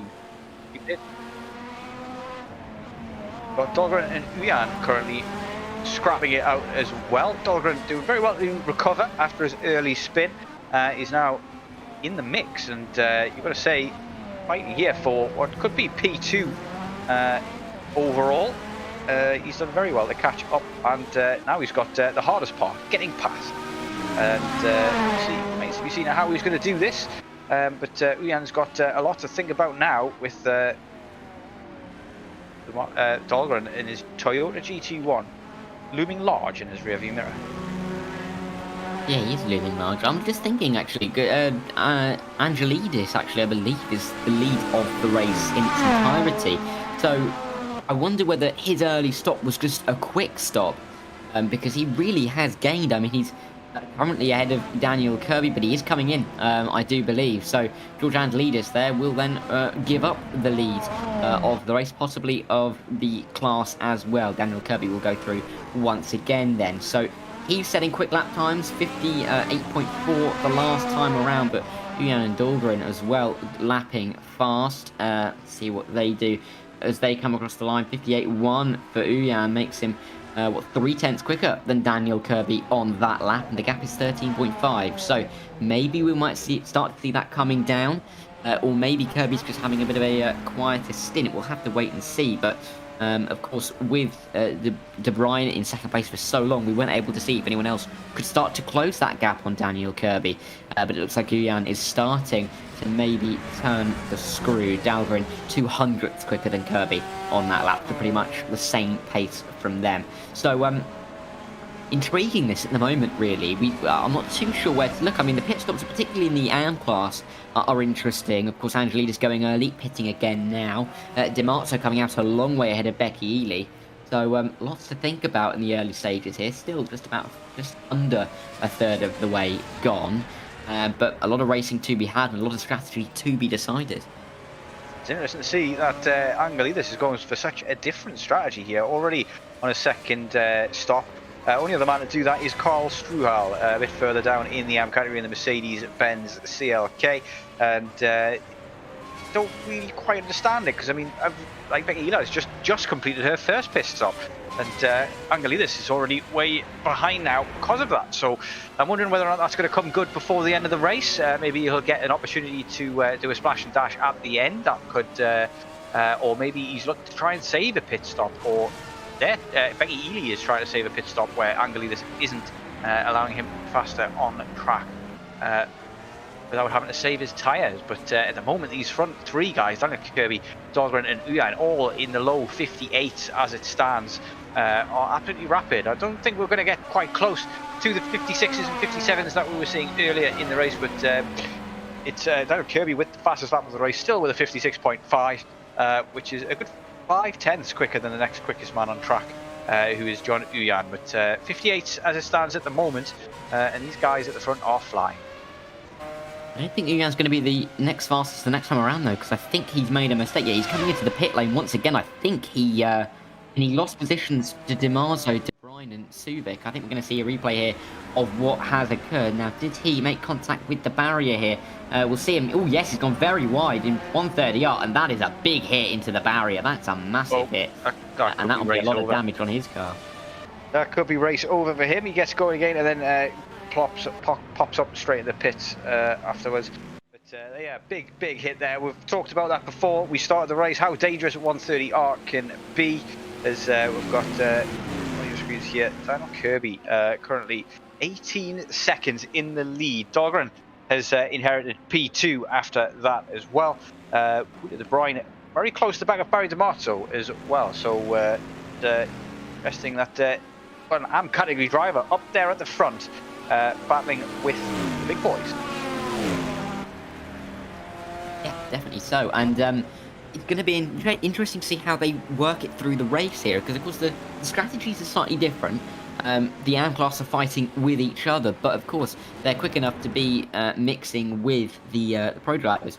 So the likes of Dimarzo, of course, he's ahead of Becky Ely, but Timo Civic is between the two of them currently on track. So that is something in the back of the mind. Brian Hall is there as well. John Nguyen and Jules Lalonde also filtering through with the AM drivers. So it'll be interesting to see how that picks up. But I think it's a big loss, really, to have John Nguyen now so far back after having to pit once again. One thing I did notice, actually, just before, was that the Angelidis pit stop time was about 80 seconds. So when he came in from the lead, he was about 7-8 seconds ahead of Daniel Kirby, and he came out about 72 behind. So it's about an 80-second pit stop for him, and that might be what Becky Ely took for her first stop. Maybe Dimarzo slightly shorter, so we'll have to see how that plays out, if there are slightly different lengths of stops throughout the race, and if that means that Ely can maybe go one less stop than the others, because she is currently relatively comfortable ahead of Angelidis. It's about 26 seconds at the moment, so one less stop could work out very well for her, but that is something that we will have to wait and see. We're still just approaching the 1/3 marker in this race, but doing very well at the moment is George Angelidis here, and I think he'll be very pleased with how this race has gone so far. Strategy working out to his advantage so far. Will it be that way at the end? We'll have to wait and find out. Hunting down Wayne Hutchinson at the moment, who is a man not to be discounted from what I've seen from previous races. This guy is Mr. Consistency personified, and he's got some rather good results in the past simply by keeping it on the track and keeping his nose clean. And at the moment he's in P4 in class, and he's still in with a shout of even winning this one as well. He's got a big gap ahead, but we've also got a long way to go. We've got a replay here of Peter Meyer. Something's gone not quite right for him as he goes across the gravel trap and bumps into the barriers. I'm wondering maybe if he thought they weren't going to nudge him, but we've got Ross Smith also going off as well, again in the chicane as well. A number of people getting it wrong under braking into the chicane there. It does well to avoid the tank busters on the gravel there, but and we've got back to live pitch as we are, and yeah, Ross Smith and Peter Meyer struggling with that chicane there, and that gravel trap deadly. Obviously you've got to be very careful on your rejoin as well with those big concrete blocks blocking it your way. But back to the battle at hand. This is Angelidis and Wayne Hutchinson, and Angelidis has closed this gap rather quickly, and look, if he gets a good exit here, he could have this move done before 130R. He looks like he's gaining here. Maybe he'll wait for the chicane. Wayne Hutchinson defends. It's going to be difficult to get it done on the outside, but he's going to go with the inside round 130R. This could be dangerous. Offline is very slippy. Wayne Hutchinson goes very wide, and that opens the door for Angelidis to get through. Kicks up a big plume of dust, where does Wayne Hutchinson, and gives it up in the end. But that was a bit risky from Angelidis there. That is very unlike him. He's much more of a cautious driver ordinarily. But yeah, I think Wayne Hutchinson was probably screaming in his helmet there, thinking, what are you doing going up the inside of 130R? You've got a suicide wish? What's going on? Yeah, but he gets it done, and he is passed, and nobody's dead. That's what we like to see. Yeah, I think we've all experienced someone trying up the inside of 130R, and we've all said, "What are you doing?" when they've tried it. So I think that's exactly what Wayne Hutchinson would have been thinking. And yeah, maybe George Angelidis, maybe it's a signal that that strategy maybe needs a bit of aggression, needs to get the moves done, needs a clear track in front of him. So that might be something at play. But yeah, he's already made that gap very much stick. I mean, the gap now, back to Wayne Hutchinson, nearly over now, 2 seconds. So really is putting his foot down, asserting some dominance here in the class. And yeah, he's going to gain up towards the back of Brian Hall, Oliver Day, Becky Ely, and Barry Dimarzo shortly, because he is lapping at more than 3 seconds a lap, nearly 4 seconds a lap quicker than Barry Dimarzo at the moment. So he really is going to start gaining time here. Yeah, only man on the soft tyres at the moment on track is Oliver Day, who's gained a relatively large amount of positions from where he started. I can't quite remember exactly where that was, but he does seem to have made his way through the field rather handily as Angelidis gets past a backmarker in the GT2 into Spoon. Very good line that for overtaking there into Spoon 1. If you get the inside line there, the guy on the outside pretty much has to give it up. There's just no way to hold it around the outside into Spoon 1 and 2. But very tough to actually line that move up. You've got to get a very, very good exit out of the hairpin, and very tough to do that with a car in front of you. Very easy to smash into the back of people. Braking zones around here, and it looks like these cars are really, really struggling under the braking as well, particularly into that chicane there. Very wobbly under the braking in this chicane. And a number of people, obviously saw Ross Smith and Peter Meyer both get it wrong a little earlier. Have got it wrong there and careered off into the gravel trap. But so far, so good. We've only got 2 DNFs at the moment. Alex Garrick has also DNF'd out of the race. Not going well for him in this one, and he's decided to give it up. Yeah, so far, so good. Plenty of racing still to be had. And at the moment, got few battles on track. Dimarzo could actually be catching the back of Timon Sulik at the moment. But, keep you updated as well, dropped a half a second. Yeah, I mean, lots of battles starting to develop. I mean, there are some guys that pitted slightly out of sequence with the others who are gaining. I mean, John Uyan is getting up to the back of Wayne Hutchinson, and Dimarzo indeed falling back towards the others. You're looking at Becky Ely, 14 seconds behind, but gaining 3 seconds on the last lap.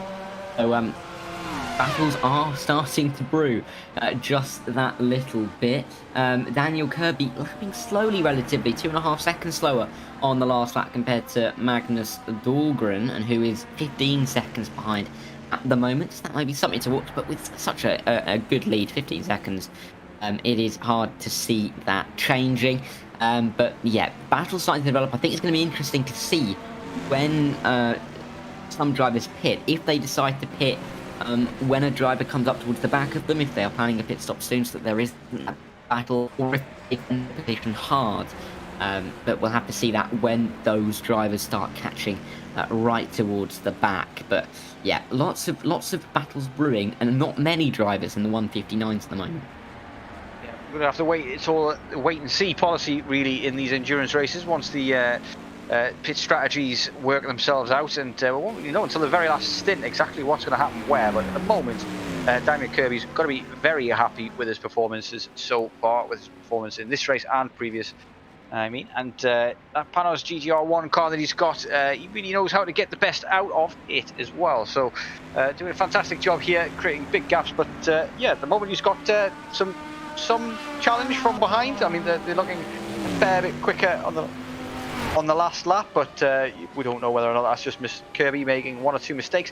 Even one mistake around this track can cost you big, and as we know with all racing cars as well, once you've made one mistake, get a little bit of snap of oversteer, lighten up your rear tyres a little bit, then your car is a little bit more wobbly for the next couple of corners, and you've got to back off just that little bit. So we're starting to see mistakes creep into everybody's races. Dimarzo with a 203 last time around, not looking particularly quick as it stands, but one man who's been banging in hot laps so far is Mr. Angelidis, who's pitted earlier than everybody else both times, and currently on his second set of tyres, and currently lapping in the 2 minutes flat, which is rapid. Oliver Day on the soft tyres, the only man who's really keeping up with him in that arm category.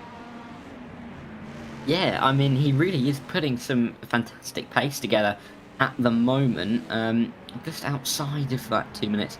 Last time around, 2:01. But I mean, John Uyan is still making good progress at the moment. I mean, I think the AM category is really heating up nicely, really, with the different strategies and the different paces that we're seeing at the moment.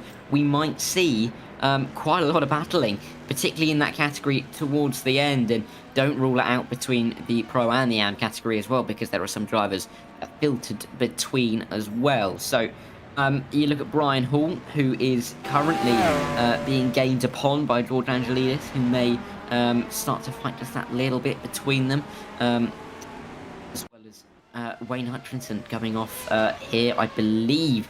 Let's see if he goes off right at turn 1. Yes, he does. Straight on. Oh, my word, that is a big off. And nearly clips the barrier, but he does in the end. I thought he was just about able to keep it out there, but that would have been impressive if he did. Just a little bit of a love tap with the wall, and he's still going. We'll have to see if he comes into the pit lane. No, it looks like he's gone around again, so it looks like that car is okay. Carry on, and we'll just have to see how much that costs him throughout the rest of the race. Does very well, very lucky to get away with minimal damage. There is Wayne Hutchinson. I think I've cursed the man there because I did call him Mr. Consistency not too long ago. I don't know how long the gap between a curse and it happening is required, but got Jason Whitehead also with another off as well. As watch him here, this looks like it could be. Oh, that's a big off. That's spoon 1 as well, and that's a big snap there. That looks like maybe a wheel turn off, something of that ilk. Very unusual place for the car to just spear to the right hand side. Let's have a look on board, and you turn left, and then it just snaps to the right. Wonder if that was just losing the back end there, and he's overcorrected it a little bit, but made that look maybe like some technical issues with his wheel or something, maybe a disconnect or a reset on the wheel. Yeah, I mean, that was quite a big correction for... I didn't even see a moment in the middle of the corner, so yeah, it looks like there may be some technical difficulties there. It is always something that you have to worry about somewhat with it being with this being an online race. You can never always trust technology. It always fails you at some point when you're not expecting it, not wanting it to, and this might be one of those times. But in towards the final chicane here, George Angelidis, now we see from his onboard, you can see the tight nature of the final couple of corners. You can see why quite a lot of drivers go off there, just that little bit. I believe he's on the back of Peter Meyer, as he will then get through on him. So, those in sector 6 are maybe having an off through the middle part of the lap, but picked it up very quickly. Let's see actually what happened there. I believe that this is De Bruyne. Let's see, in towards Degner 1 and Degner 2. Oh, yes, very wide through Degner 1. And then wide into Degner 2, but keeps it out of the barriers, I believe. Yes, just about, but car spinning around, and that is not going to help your time out very much at all. Yep, his tyres are going to be absolutely ruined after that. Not really they're big friends with gravel and stones are these tyres. Very soft mineable usually, these slick racing tyres. But again, still at the moment, all of the day, only person out on soft tyres. Everybody else has opted for the hards. And it's fastest lap, that lap, last lap there was by Daniel Kirby, who's banged in a 158.8. Absolutely flew around that last lap, and he's managing that gap, 15-second gap, back to Magnus very well at the moment in Kirby for the lead. We've got Stephen Miller on your screens at the moment, though, chasing down Gilles Lalonde for position here. He's trying to overtake the pro driver from his arm category seat here, and following it very closely as it stands. 3 or 4 seconds a lap quicker last time around was Miller compared to Gilles, so should make short work of this, but it could all be down just to a mistake from Mr. Lalonde that allowed that. But here comes Miller into the pits, and that is that story put to an end. As he comes to the pit lane, I mean, it's interesting, isn't it, that some of the drivers do seem to be going in and out of pace a little bit. A bit of a tidal effect of a couple of laps. There's a little bit of a speed advantage, and then a couple more laps where it's backing off just that little bit and then going once again. So an interesting little pattern forming some of the drivers, and it's Maybe why we're seeing a couple of moves being made. We see Suzuka here. Very nice livery, actually, I think, on Team on Suzuka there. I don't know what you think, Stephen, but I think that's a lovely livery as he comes up to the hairpin. But he's still in P4, so he's still got a little bit of work to do, but he's not far off Vida de Brian, who's not too far in front after that spin, so he might be eyeing up P3 here. Cashful livery there, looking beautiful in this light, and yeah, very famous livery used on many cars, some championship winning as well. Most notably, I think I remember the Lancia in World Rally Championship back in the day in the old B class, and yeah, it looked absolutely fantastic on those cars as well. It's one that I use on my Toyota GR86 in iRacing. Absolutely adore it. Reminds me of the old Sega Rally game. That one would have been before your time, but that's what it always brings to mind for me. But Simon Suzuka looking rapid at the moment. Good 10 seconds faster than Wouter de Bruyne on the last lap after Wouter de Bruyne went for a little bit of an off-track excursion around the Degners. Very, very easy to do that, as we saw there with Wouter. And once you've gone wide in one, it's almost impossible to catch it again. But he did a fantastic job there, you've got to say, to keep it out of the barrier and get going again with minimal damage. But does lose a lot of time, and that maybe puts him out of the challenge for the top two. And puts him under threat a little bit from Simon Suzuka behind for his podium position. So that's going to be weighing on his mind a little bit, and mistakes sometimes breed mistakes. Once you make one like that, big mistake like that, you feel as though you've got to make up for it and start pushing that a little bit harder, and more mistakes tend to follow. But I think we're starting to see a few of those come in and creep into people's driving at the moment. Mistakes coming left and right, and a number of people are getting those odd lap in there. It's 6 or 7 seconds off their usual pace, or 2 or 3 seconds off the usual pace, where they've had a little bit of an off-track excursion or a bit of a wobble on their exit or entry, and those add up over time and start creating gaps and maybe put you into a place where you're fighting somebody you don't want to fight with. But Wayne Hutchinson is all over the back of John Uyan. I doubt he's going to be able to get a position there, given the relative pace difference between the drivers.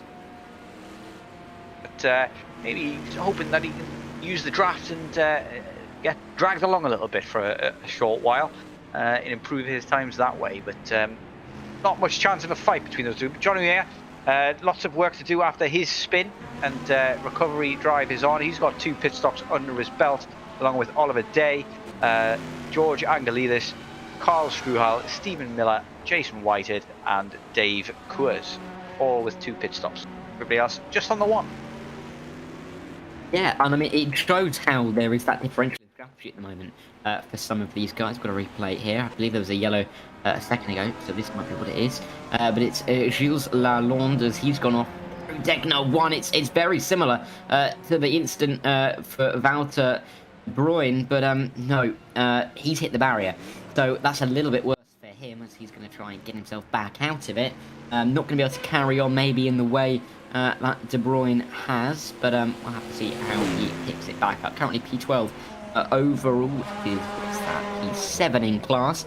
So a little bit of work to do. Currently a lap down, particularly after that little bit of a mistake, and a long way behind Oliver Day in P11, about 50 seconds. So a lot of work to do, but a lot of time left to do it. Just not quite yet half distance. We're approaching it soon, but not just yet. George Angelidis catching Brian Hall, I've noticed. He's only about 1.5 seconds behind, and he's gained over a second on the previous lap.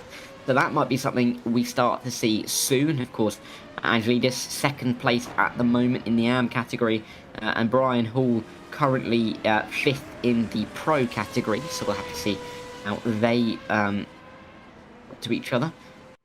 But another problem here for replay here, yeah. John Uyan here. Let's have a look and see what happened to him. This is into the chicane again, and yeah, it gets a little bit wobbly under the brake and gets very deep, but this is to keep it on the black stuff in the end, just about, and gets going again, but that will have cost him a little bit of time.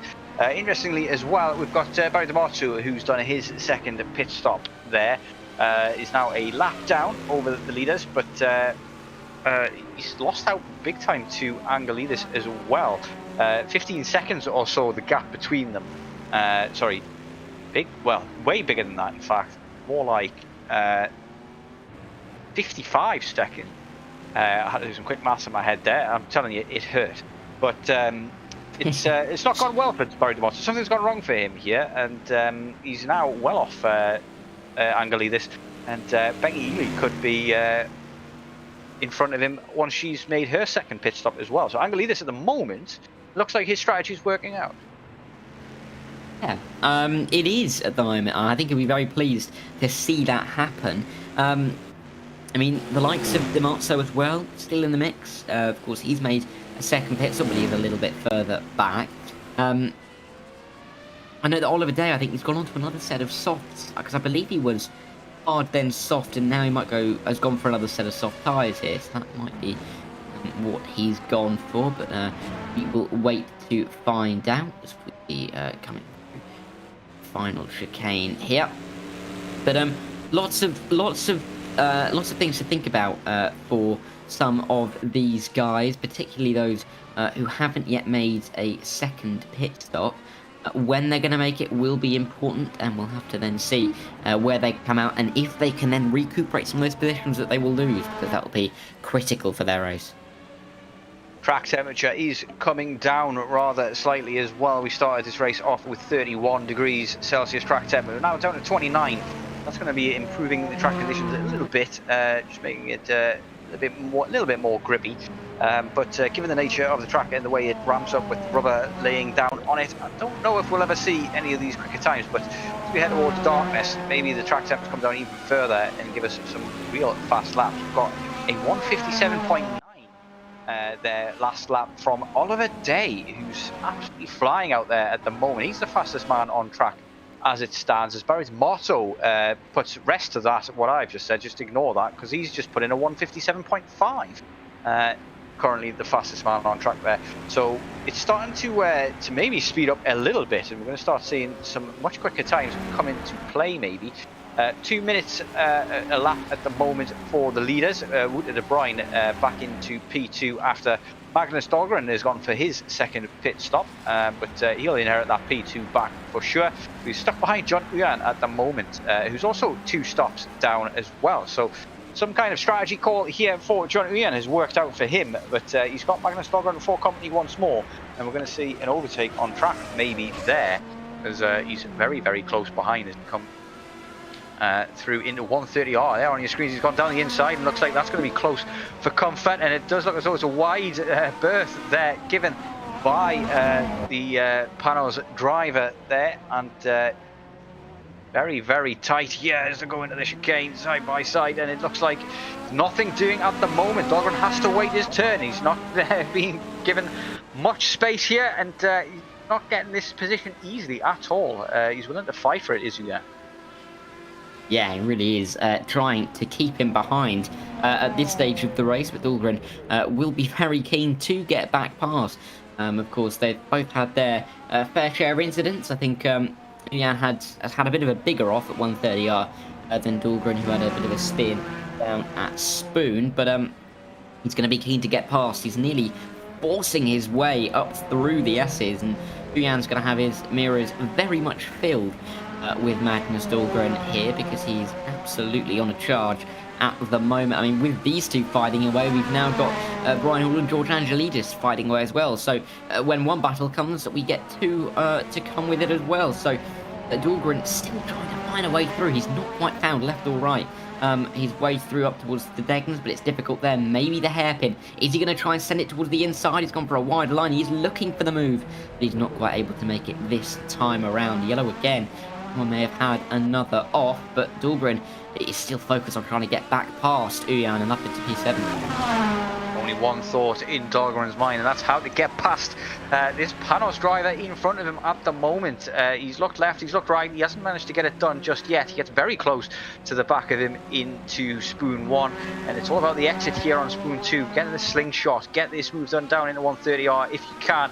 If you're going to be brave and get it sent there, it'll be difficult to do so. Maybe it's best to wait for the chicane and get a good exit to that chicane. He's going to go for the move into 130R though, down to the inside again. Not a lot of grip there, off line as well, and you see that by how quick around the outside Mr.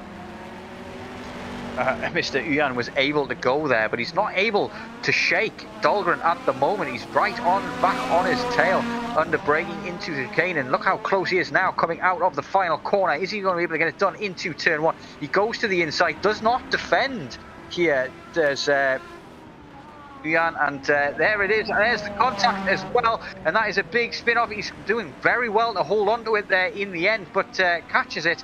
Uses all of the runoff there to get that under control to Uyan, and that looked like it was inevitable. Maybe he needed to defend that a little bit more aggressively there, Uyan. He left the door open, and I would not be surprised if you leave the door open. What was it we say, James? Is it if you leave your door open, you're going to get burgled? And he definitely had his mask on there, Dahlgren, and he's got the position as it stands. And I want to say, you see a replay of that one, but his first impression is it's maybe just a bit of a racing incident, but we'll have a look and see from different angles here. Is hard to see from that one. You've got to see it from Dahlgren's point of view to see what kind of space he was afforded there from the outside driver, and hard to tell even still because visibility in these cars is so poor. But let's have a look down at the turn 1. Yeah, maybe turns in very easy to do. Looks like it's very similar to the Becky Ely Dimarzo incident there as well. Turns in a little bit early. It's very easy to misjudge the amount of space that you have to leave on the inside there for a car that is there. But there's another incident for the stewards to have a look at after the race. But for the time being, Dahlgren takes the position. And it's very interesting because that was very similar to the Becky Ely incident, but the car on the inside didn't spin around and actually came out better. So two very similar incidents in nature, but two very different outcomes in who's come off worse from it. So I think Dahlgren will be pleased that he's got out of that one very much alive and ahead as well, because he can now start trying to chase after Brian Hall. Now, I know he's also, I think it was a pit stop from George Angelidis, who has fallen back just that little bit, and Timo Subic is now in the box as well. So they're all coming in at the moment, leaving Becky Ely out in front of the AM category by over a minute, 66 seconds. He's got back to Barry Dimarzo. So going well for Becky Ely at the moment, but of course only one stop done for her. George Angelidis has done 3. So it really is showing how there's different strategies at play in this race, and I'm really interested to see what Becky Ely does, because she's looking like she's doing a 3-stop and going probably in this or next lap or soonish. But George Angelidis definitely going for at least 4, because he's probably not going to get to the end from here. But it leaves everything out to play, and yeah, maybe Becky Ely's strategy is coming back to her a bit. We'll have to find out by the end where it shakes out, because it's difficult to gauge at the moment, isn't it? Yeah, I'm wondering whether or not George Angelidis had to pit at some stage, maybe early, in order to repair a little bit of damage, because we're at lap 34 here of around 66, we were told beforehand, but maybe all the way up to 69. And so that's roughly around halfway, so he's already 3 pit stops down halfway through. That doesn't make a great deal of sense. Becky Ely on the 1, and we've got Daniel Kirby who's just come in for his second stop, which has put him down to P3 on track at the moment, but he will re-inherit the lead when Becky Ely and Rita Bryan go for their second pit stop. But Brian Hall still out there on the 1 pit stop, as well as Gilles Lalonde as well on 1 pit stop, Gilles Villeneuve on 1 pit stop, Ross Smith and Peter Meyer also on 1 pit stop. And to remind you again, we've got Alex Garrick and Philip Enrique both out of this race, DNF'd early doors, and will not be continuing. But the stands, it looks like people are starting to kind of get a little bit spread out, and the laps are kind of becoming a little bit more inconsistent here, as Dahlgren yet again looking for a move, this time on Brian Hall. You have to say Brian Hall has had a quiet race so far, but he's still sitting in a very pretty position at the moment due to the fact that he's only pitted the 1 time. Whether that strategy pays off for him in the end, we'll wait and see, but he's having a bit of a snap here of oversteer in turn 2, as he's got Dahlgren looming large behind him, and maybe putting a little bit of pressure, causing a couple of beads of sweat to rise up on his brow. But I have to make this move cleanly, regardless, Dahlgren. But he wants to get past, he wants to get back into the fight, and try and close that gap on Daniel Kirby. But it's a big gap as it stands. Yeah, definitely. In the sorry, it'll definitely be in the back of his mind to pull that gap, but I mean, look at Daniel Kirby, purple last lap, so he will really be doing well, as we see the car getting out of the way, maybe a bit of oversteer, but getting out of the way all the same of this fight between Dahlgren, who's trying to put a nose up the inside, very, very close to trying to get past Brian Hall, but not quite able to do it this time around. I mean, he is so much quicker than Brian Hall at the moment. I mean, it was nearly 6 seconds on the last lap around, so he is really, really gaining to the back here. And it's only a matter of time before he makes the move. It's into Spoon, maybe. He looks for it. We've not seen the move there yet today, and he can't quite find it. The exit of Spoon might set him up down towards 130R, and you can just see how much more confidence he's got underneath him at the moment. And Brian Hall is just hanging on to the car, and Dahlgren just trying to find a way through that doesn't end up in him, in the barrier. He looks for it down the inside of 130R. Not to be, but he might go for it into this chicane. Yeah, thought better of that 130R. Oh, that's a late defensive move, and he has to readjust mid-corner, just as he did in the hairpin as well. And very wide and over the gravel goes the man he was trying to overtake, and he gives up and doesn't take the position. It was there to take it, but doesn't go for it in the end. Maybe thought it wasn't one to go for. We have got Mr. Reese in chat as well, saying, "If that contact seemed unnecessary." I'm unsure exactly which contact that we're talking about. Probably, I'm thinking that turn 1 incident. But we've got Charles K as well there, saying, "Evening to you, Mr. Charles, and great to see you here." We'll try and keep abreast of the chat. Please let us know in chat if you've got any predictions of how this might turn out, and whether or not anybody's got any insight into the strategies at play. Woodard O'Brien has come in for his second stop as John comes in for his third, and Brian Hall inherits P2, still out there on only his second set of tyres after only stopping the once, and Magnus Dahlgren right up his behind, looking to get this overtake done, but he hasn't been able to get it lined up just right quite yet. Maybe thinking about it again once more into 130R, down that back straight, maybe the best place to make the move, but it's so tough to get the move done around on 130R, and there's very little space to do it between 130R and the chicane.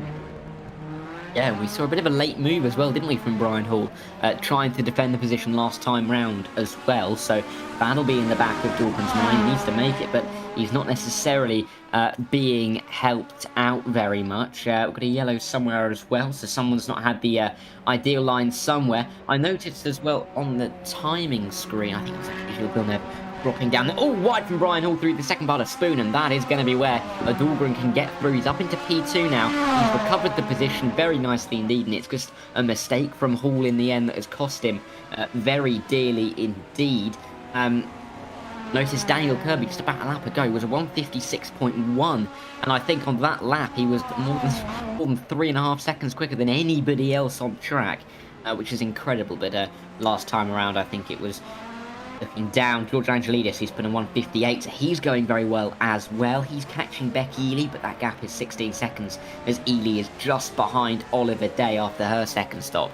So that's another one to look out for, as we are just here on the screen. Another yellow one as well, but these two won't mind at all because Ely is going to be focused on getting past Oliver Day and getting past quickly to try and then get up further towards the likes of Barry Dimarzo, who's currently in the class lead, who's about 15 seconds up the road from her at the moment. But that'll be what she's aiming for. Oliver Day, bit of a hurdle to cross first off though, and she'll have to do it as quickly as she can.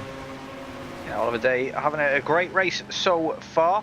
Magnus Dahlgren though, that move on Brian Hall there, like taking candy from a baby, and he does eventually pit now, does Mr. Hall. This is his second pit stop of the race, I should say, and it's only Gilles Lalonde and Ross Smith who are still out there on their first pit stop. Sorry, Peter Meyer also there as well, with only one pit stop under his belt as well.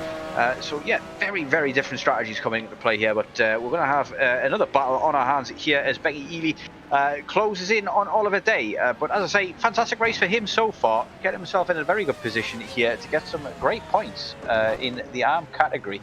But Dimarzo, with that undercut earlier on, really gained big over Becky Ely, and George Angelidis not too far behind this battle as Brian Hall dropped another position as he pits for his second pit stop. I mentioned we've got Steven Subak currently sitting in a nice podium position as it stands as well. Everybody at the front, 7 drivers, all of the same strategy by so far, with 2 pit stops each, which which puts Dahlgren in a secure P2 at the moment, but the 22-second gap that he's got to Kirby seems insurmountable at this stage of the race, wouldn't you say, Dara? Yeah, definitely. And the pace that Kirby has showed the last couple of laps really is putting his foot down. What was that? 4.5 seconds clear of Timon Subic on that lap, 2 seconds clear of Magnus Dahlgren as well. And even, I mean, Vusa de Bruyne had a very slow lap, I think, in the pit lane for that last lap as well, so it's not necessarily representative, but still a couple of tenths down through that first sector alone. So Kirby really is putting his foot down, really is asserting his dominance at the moment through this field, but he's got a bit of lapped traffic. Just looking at the track map there, he's got a bit of lapped traffic to come up towards the back of. That might halt his progress a little bit, but the gap he's currently got 22 seconds, 43 to Subic, 65 to Barry Dimarzo. He's currently in a commanding position, and I think the only person who can stop him from winning now is himself making a mistake. So that's where he sits, over halfway through now as well, and I think it's just going to be a matter of consistency to the end. Bit off topic, but relevant nonetheless, I suppose, as my girlfriend just sent me a message saying I very nearly had a mouse interrupting my commentary, as I have a cat, and he is possibly the most proficient hunter I have ever seen. He once brought back 4 birds in one day, and we're talking about, you know, in the space of 3 or 4 hours, he killed 4 birds. And today, he's found a mouse. So that's interesting. I don't know if that's entertaining enough for the fans at home, but certainly the race is definitely entertaining at the moment, as things are starting to kind of slot back into place with these pit stops and situations there. But yeah, I've got to say, this cat could be single-handedly decimating bird populations and making a couple of them extinct. Bit of a nightmare. Yeah, that doesn't sound ideal. I mean, I hope the RHPCA can get whiff of that one, because they won't be too pleased about that. But I think just noticed, actually, Daniel Kirby slower on that lap. He was a 2-minute 1 second, I'd say, 0.1. And he got a little bit slower, so he may have made a mistake somewhere, but that also might be him trying to get through the traffic that he's trying to get through. He's just got through on Dave Coors. He's looking to get through on yet another car. I believe it's Brian Hall, who he's just about to come up and lap, and at that point he'd have lapped everyone up to 9th. So he himself is quite proficient in ending the population of drivers on the lead lap. Just like the cat is ending the third population, but he's taking one out at a very quick succession. I mean, looking at the track map as well, not far ahead of Brian Hall. 7 seconds is John Uyan, and then a further 7 seconds is George Angelidis. So they're going to be in the firing line soon enough. We're looking at a 120-second lap time, and so he's gained on average, what are you looking at? About 4 seconds a lap, or so, 3.5 seconds a lap on those guys, on the aggregate. So he'll be looking to lap them in the next 5 laps or so. And then we'll just be down to the top 8. You just wonder how many can he lap by the end. And I'm going to say that there's only going to be 5 on the lead lap at the end of the race. I don't know what you're going to go for, Stephen, but I'm going for 5. Yeah, I suppose. I can't really fault that prediction very much. There's still a fair bit to go. And yeah, we've got a battle brewing maybe between Becky Ely and Oliver Day. Oliver Day, I have to say, very impressed with his racing so far today. He's kept his nose clean and found himself a nice quiet bit of track to ply his trade on. And at the moment, sitting comfortably in P2, but he's definitely got something to think about with Ely behind him. She's been a rapid day as well, and yeah, it's going to be interesting to see how she manages to get past. We've already seen her in one incident today. Is there going to be another, or is she going to make this move a bit more cleanly? They seem to be relatively similar on lap times at the moment. Ely 4 tenths quicker last time around, and that gap is staying steady at about 1 second, 1.2 seconds at the moment, kind of jumping up and down by half a second here and there. That's what we've got on track at the moment. Yeah, we're starting to see a lot of people get lapped, like you said there. Yeah, I wouldn't be too surprised if everybody but Wuda gets lapped, as everybody gets around. Dimarzo doing a fantastic job, it has to be said, leading the ARM category there, GT1 class, and moment he's got nothing to worry about behind him. Yeah, absolutely nothing. I mean, yeah, I mean, he's just on a nice evening drive. You know, he's not really concerned about what's happening behind him. He might just be having a chat with someone whilst he's going around, not doing too much of the heavy pulling. I can see him in a big call with quite a lot of the other drivers, and he's not on mute, so he's not necessarily pushing as hard as he possibly can, but I do know that Magnus Dahlgren is, so maybe he is trying to stay a little bit more quiet, go for it a little bit harder, and George Angelidis as well, so maybe that's a little insight into the strategy. A brief yellow. Oh, that is a yellow for someone at turn 1. Was that going off, I believe? Was that Oliver Day? I'm not too sure, but I believe it was Oliver Day, because Becky Ely is very much past. Yes, it is. And yeah, that's going to be a very easy position for Becky Ely. She'll say thank you very much indeed. And the next car in front of her to try and catch is Wouter de Bruyne, but he is looking quick, and he is looking like he might get past Barry Dimarzo soon. So I think by the time she gains too much on the cars in front, the car in front might just be the LMGT1 AM category leader, Barry Dimarzo. Becky is really hoping that Wouter is going to apply the old thumb screws to Barry Dimarzo, cause him a problem, and maybe hold him up a little bit and battle with him for a couple of laps in order to help her reduce that gap to the class leader Barry Dimarzo. It's interesting to see how this is going to play out. We've still obviously got Georgia Angelidis on a very different strategy to everybody else. Johnny Uyan as well, as we go to the replay here to see what happened to Oliver Day, and yeah, lost it on his own by the looks of things there into turn 1, carrying a bit too much speed. Back end overtakes him. He manages to keep it out the barrier rather well though, so he's got that going for him, but he does lose the position to Becky. You get the feeling that was maybe coming regardless. We are on lap 41 of 69 and starting to get towards the end as the night is creeping in. We've got big floodlights showing up all over your screens as we head towards the final part of this 400-kilometer race. It's starting to get a bit more tense as we're trying to figure out what's going to happen, particularly in this ARM category, as there's a couple of different strategies at play.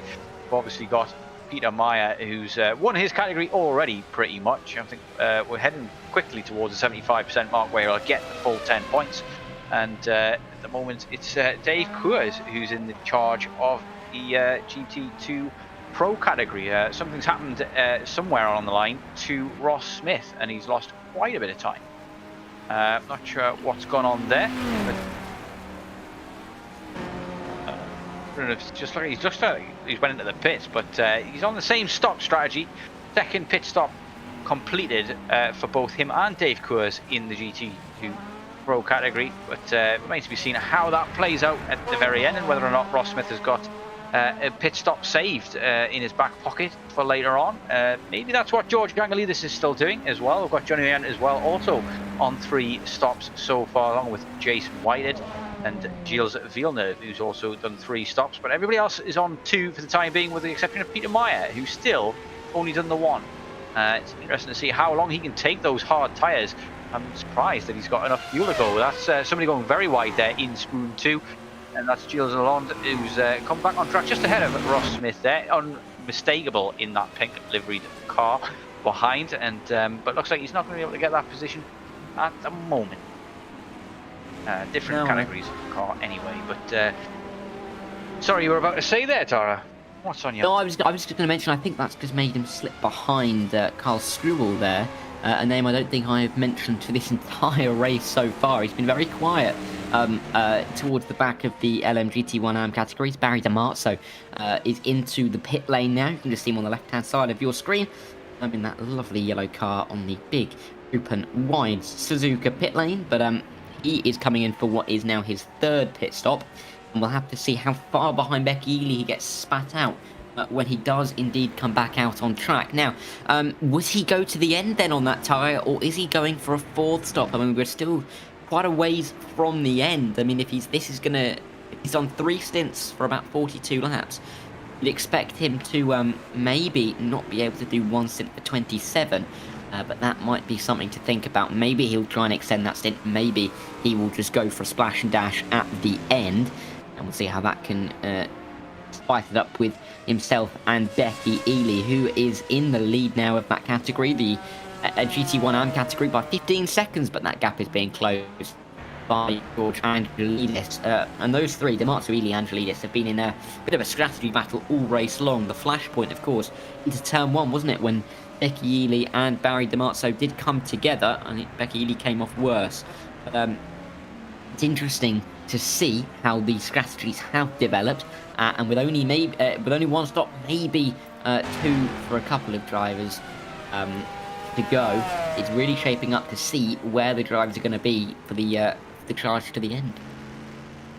Yeah, Mr. Reese in chat there saying as well that he said he meant the Uyan one before when he was talking about the contact that was unnecessary. So thanks for clarifying that. Yeah, don't forget, please like and subscribe, hit that thumbs up button if you're enjoying what you're seeing, and if you want to see more, please subscribe. We've got plenty of racing on JPB Broadcasting for your viewing pleasure, and always racing going on one night or the other. And yeah, give us that thumbs up if you want to help us out getting further up the algorithm. But back towards this race here as well, we've got a number of people coming in for their third pit stop. Some of those, that will be the final one for. I can't imagine George Angelidis and John Uyan are going to go till the end from here. Most likely going to be a fourth stop for them. They've decided to try and maybe not worry too much about the tyres. As you see Becky Ely getting past Ross Smith there on track for a back marker there, gets him lapped. Becky Ely currently inherits the lead at the moment. She's still got a pit stop to make. Anybody's guess who's going to win this category in the GT1s. Really a total unknown at this stage until all the pit stops work themselves out. But one thing that's got to be pretty much nailed on at this stage is Daniel Kirby's top spot on that podium. He has shown another masterclass in race management. He's been fast when he needed to be. He disappeared at the very get-go, really, using that orange zone to full effect, creating almost a 2-second gap on lap 1. And hasn't really looked back since, really, has he? Not at all. He has been in absolute control. Not even, I may not have even thought about the driver in second place for quite a long time. He's extending that gap again. Magnus Dahlgren is now 24 seconds behind the race leader, Timo Suek, over a minute. Wouter de Bruin is over 73 seconds back, and Becky Ely nearly a minute and a half. Now everyone's being lapped up to P7, which is John Uyan, and he's not far off being lapped himself, in all truth. I mean, the gap's about 8 seconds between Daniel Kirby and John Uyan, and it's coming down less than it is between other drivers, because John Uyan set a 59 flat last time around, so he is one of the fastest drivers out on track at the moment. But another driver who's looking very quick is Oliver Day. Another set of soft tyres for him, and he's in the moment at 57, so currently lapping quicker than Daniel Kirby at the moment, but he's got a little ways to go before he catches anybody else, because he's 36 seconds behind Wayne Hutchinson, who will be his next challenger. So long road for him, but he did gain over 5 seconds on Wayne Hutchinson that last lap, so it may take a little less than he would have expected to gain that time, but we'll have to wait and see, because we would expect Wayne Hutchinson to also make another pit stop. But 3-4 stops in the offing for some of these guys. We don't know exactly how many for each, but we do know that it's going to be an incredibly exciting prospect to the end. Who's going to have had the best strategy choice throughout the race? Yeah, we've got John Uyan and George Angelidis very close together on track as it stands at the moment. Uyan will be wanting to make short work of Mr. Angelidis here. He's definitely got a pace advantage over him, being 2 seconds almost quicker over the last lap, and he's closed that gap rather rapidly as well, and he's looking to take advantage of any mistakes that Angelidis makes as they head into Degner 1 here.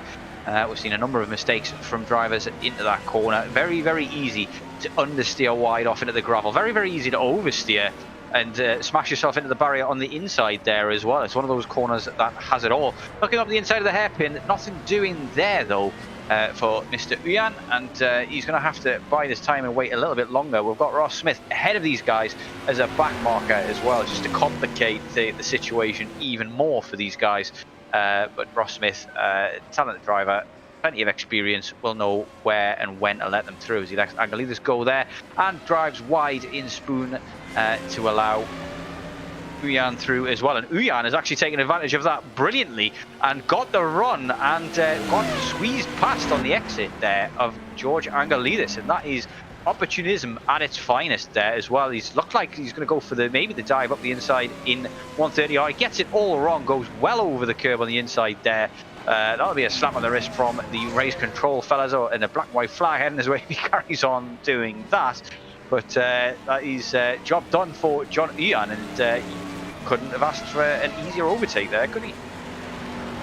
No, when it's handed to you on a bike like that, you can just do nothing but say thank you very much and take it with you, because that was a great little move there for John Uyan, because it means that he can now progress forward towards the back of Becky Ely. He's still got half a minute to catch Wouter de Bruyne, so long way to go for him in that regard to get P4 in class, but he is 13 seconds behind Becky Ely and gaining on her currently. But Becky Ely's still looking good at the moment, out in 5th. You'd expect both her and George Angelidis have one more stop remaining. I say you'd expect that, not necessarily what we're going to get, but that's what we should see, I would have thought. So that will be interesting to see if George Angelidis can gain that time back, because he's only about 14 seconds behind Becky Ely now. That might be a battle for the winning class towards the end of this race, but we are very close to the 75% in this race, and that'll mean that these guys will score the points that they deserve when they do get there. I'll try and work out some quick maths on that, but when we do get there, it'll be very good for all of these guys to do. So I think about lap 51, lap 52 time will be at 75%. So a few laps to go, but a few more laps, and then points will be awarded for these guys. Fastest man on track at the moment is your man Daniel Kirby, a 58.4 last time out. Still putting in absolutely banging laps at the moment, but one man to watch here at the moment is Magnus Dahlgren, who's coming into the pits. That's not what I was about to say, though. Is Wouter de Bruyne, who was 3 seconds almost quicker than Timon Sulik over the last lap, and there's only 4 seconds that gap there. So these two battling it out for the podium position that remains, because it looks like Dahlgren's pretty much got P2 sewn up at the moment, and Dan Kirby currently untouchable, as he has pretty much been all season really. As we've mentioned once before already, P2 is lowest finish in a race that he has finished, or even started, I should say. But he's proving a tough nut to crack, very difficult man to compete with here in this series. He just has pace, hand over fist, this fella. He doesn't seem to make many mistakes, if any at all, and so clean on track. Makes it very hard to do anything to him. Yeah, absolutely. And when a driver has all the requisite components to make themselves a great driver, there's not really much you can do to try and combat it, because, you know, if you've got all departments sewn up, then there's not too much for your opponents to exploit. And especially in the case of Dan Kirby, he is performing very well indeed. I mean, yeah, he's got the gap now at the team on Suzuka of 71 seconds. I mean, he is nearly halfway through the lap, and Suzuka isn't yet on the lap, which just shows how far he has progressed in this race, which is absolutely fantastic for him. I mean, we've got Wouter de Bruyne, who is currently closing on the team on Suzuka by a good chunk of lap, and we're seeing him here. You can just about see team on Suzuka through the front of your picture. I think by the end of the next lap, these two are going to be very close together, if not right next to each other, because a 2-minute 2.3 for Suzuka is met with a 2 flat 0.1 for De Bruyne. So 2 seconds on that lap. The gap is 2 seconds. So that should be closing very shortly indeed, and we might have a battle for P2 on our hands. Yep, we've got George Angelidis as well, who's come in for his 4th and possibly final stop there. He'll be looking to go to the end. We've got about 20 laps remaining here at Suzuka, as Charles K asks, what sim is this, guys? This is R-Factor 2. An absolutely brilliant sim, second to none in terms of car feel. Can be a bit problematic to get set up, to say the least, but definitely one of the top sims out there. But There's information in the description channel for everything that you need to know, Charles, if you want to get involved in the series. There will be another series. There's also a modern VWSC series that runs alongside this one. If you want to get involved, it's all there. And if you get stuck, I'm sure somebody in the Discord channel to join that can help you out as well. But back to the racing. Wouter de Bruyne closing rapidly, like you say, on Timon Suzuka. And this is for P3 overall, so a podium at stake here between these two. I've got Magnus Dahlgren's coming for his third stop. I guess that's probably going to be his final stop. Starting to see the pit stops fall into place and see what exactly everybody is doing on those. Dimarzo in the pits at the moment alongside Wayne Hutchison, and that's interesting to see where he's going to come out and whether or not he's going to be fighting and battling for that lead with Becky Evie at the end of this race. She's raced a fantastic race so far, has Becky, but it looks like Dimarzo at the moment has this one wrapped up for the time being. But it remains to be seen whether or not strategy is still going to become a factor between those two. It doesn't look like George Angelidis has got this too wrong here with his 4-stop strategy. He's managed to overtake Barry Dimarzo in the pit stops. Dimarzo, that's his 4th stop, however. And if Becky Evie can go to the end after her last stop, she's only got 2 stops under her belt. He might have jumped them both through virtue of the fact that she's done a stop less. 70 seconds or so, 70 to 80 seconds just saved with that stop. Is Angelidis now all over the back of a back marker here by the looks of things. He's getting held up quite a bit. Not sure who that is in front of him, but we'll find that out for you. But he's got no room to manoeuvre. He's going to go down the inside into Techno 1. That's a dodgy place to make a move as he pushes his man wide onto the gravel, and there'll be some colourful language in the cockpit of those cars there. From that man behind. I'm still not sure who that was, but they're not going to be happy with that. Techno 1, not really the place to send it. He's going to go send it again here once more on an AM category driver as he gets passed in short order of the Castrol driver. I'm not sure who that is either. I'm sure it's just totally blanked at my memory there. There's got some flashing lights going on there. Some people getting a bit frustrated here. Is a got Becky Evie going past somebody there, and a bit of a thank you flash as she does so. It's my ear was Kyle, but never mind. 22 seconds. Doesn't look as though anybody's been able to lay a glove on Daniel Kirby this race so far. That 49 of 66.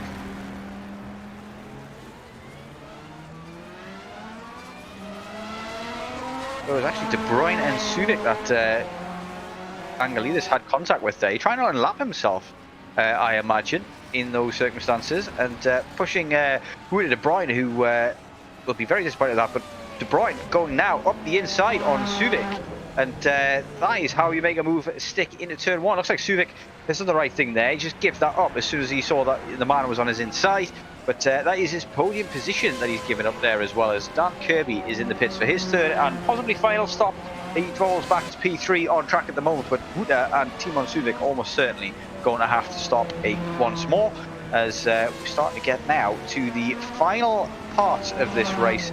400 kilometers almost done and dusted here at Suzuka, as we enter lap 49 of possibly 66.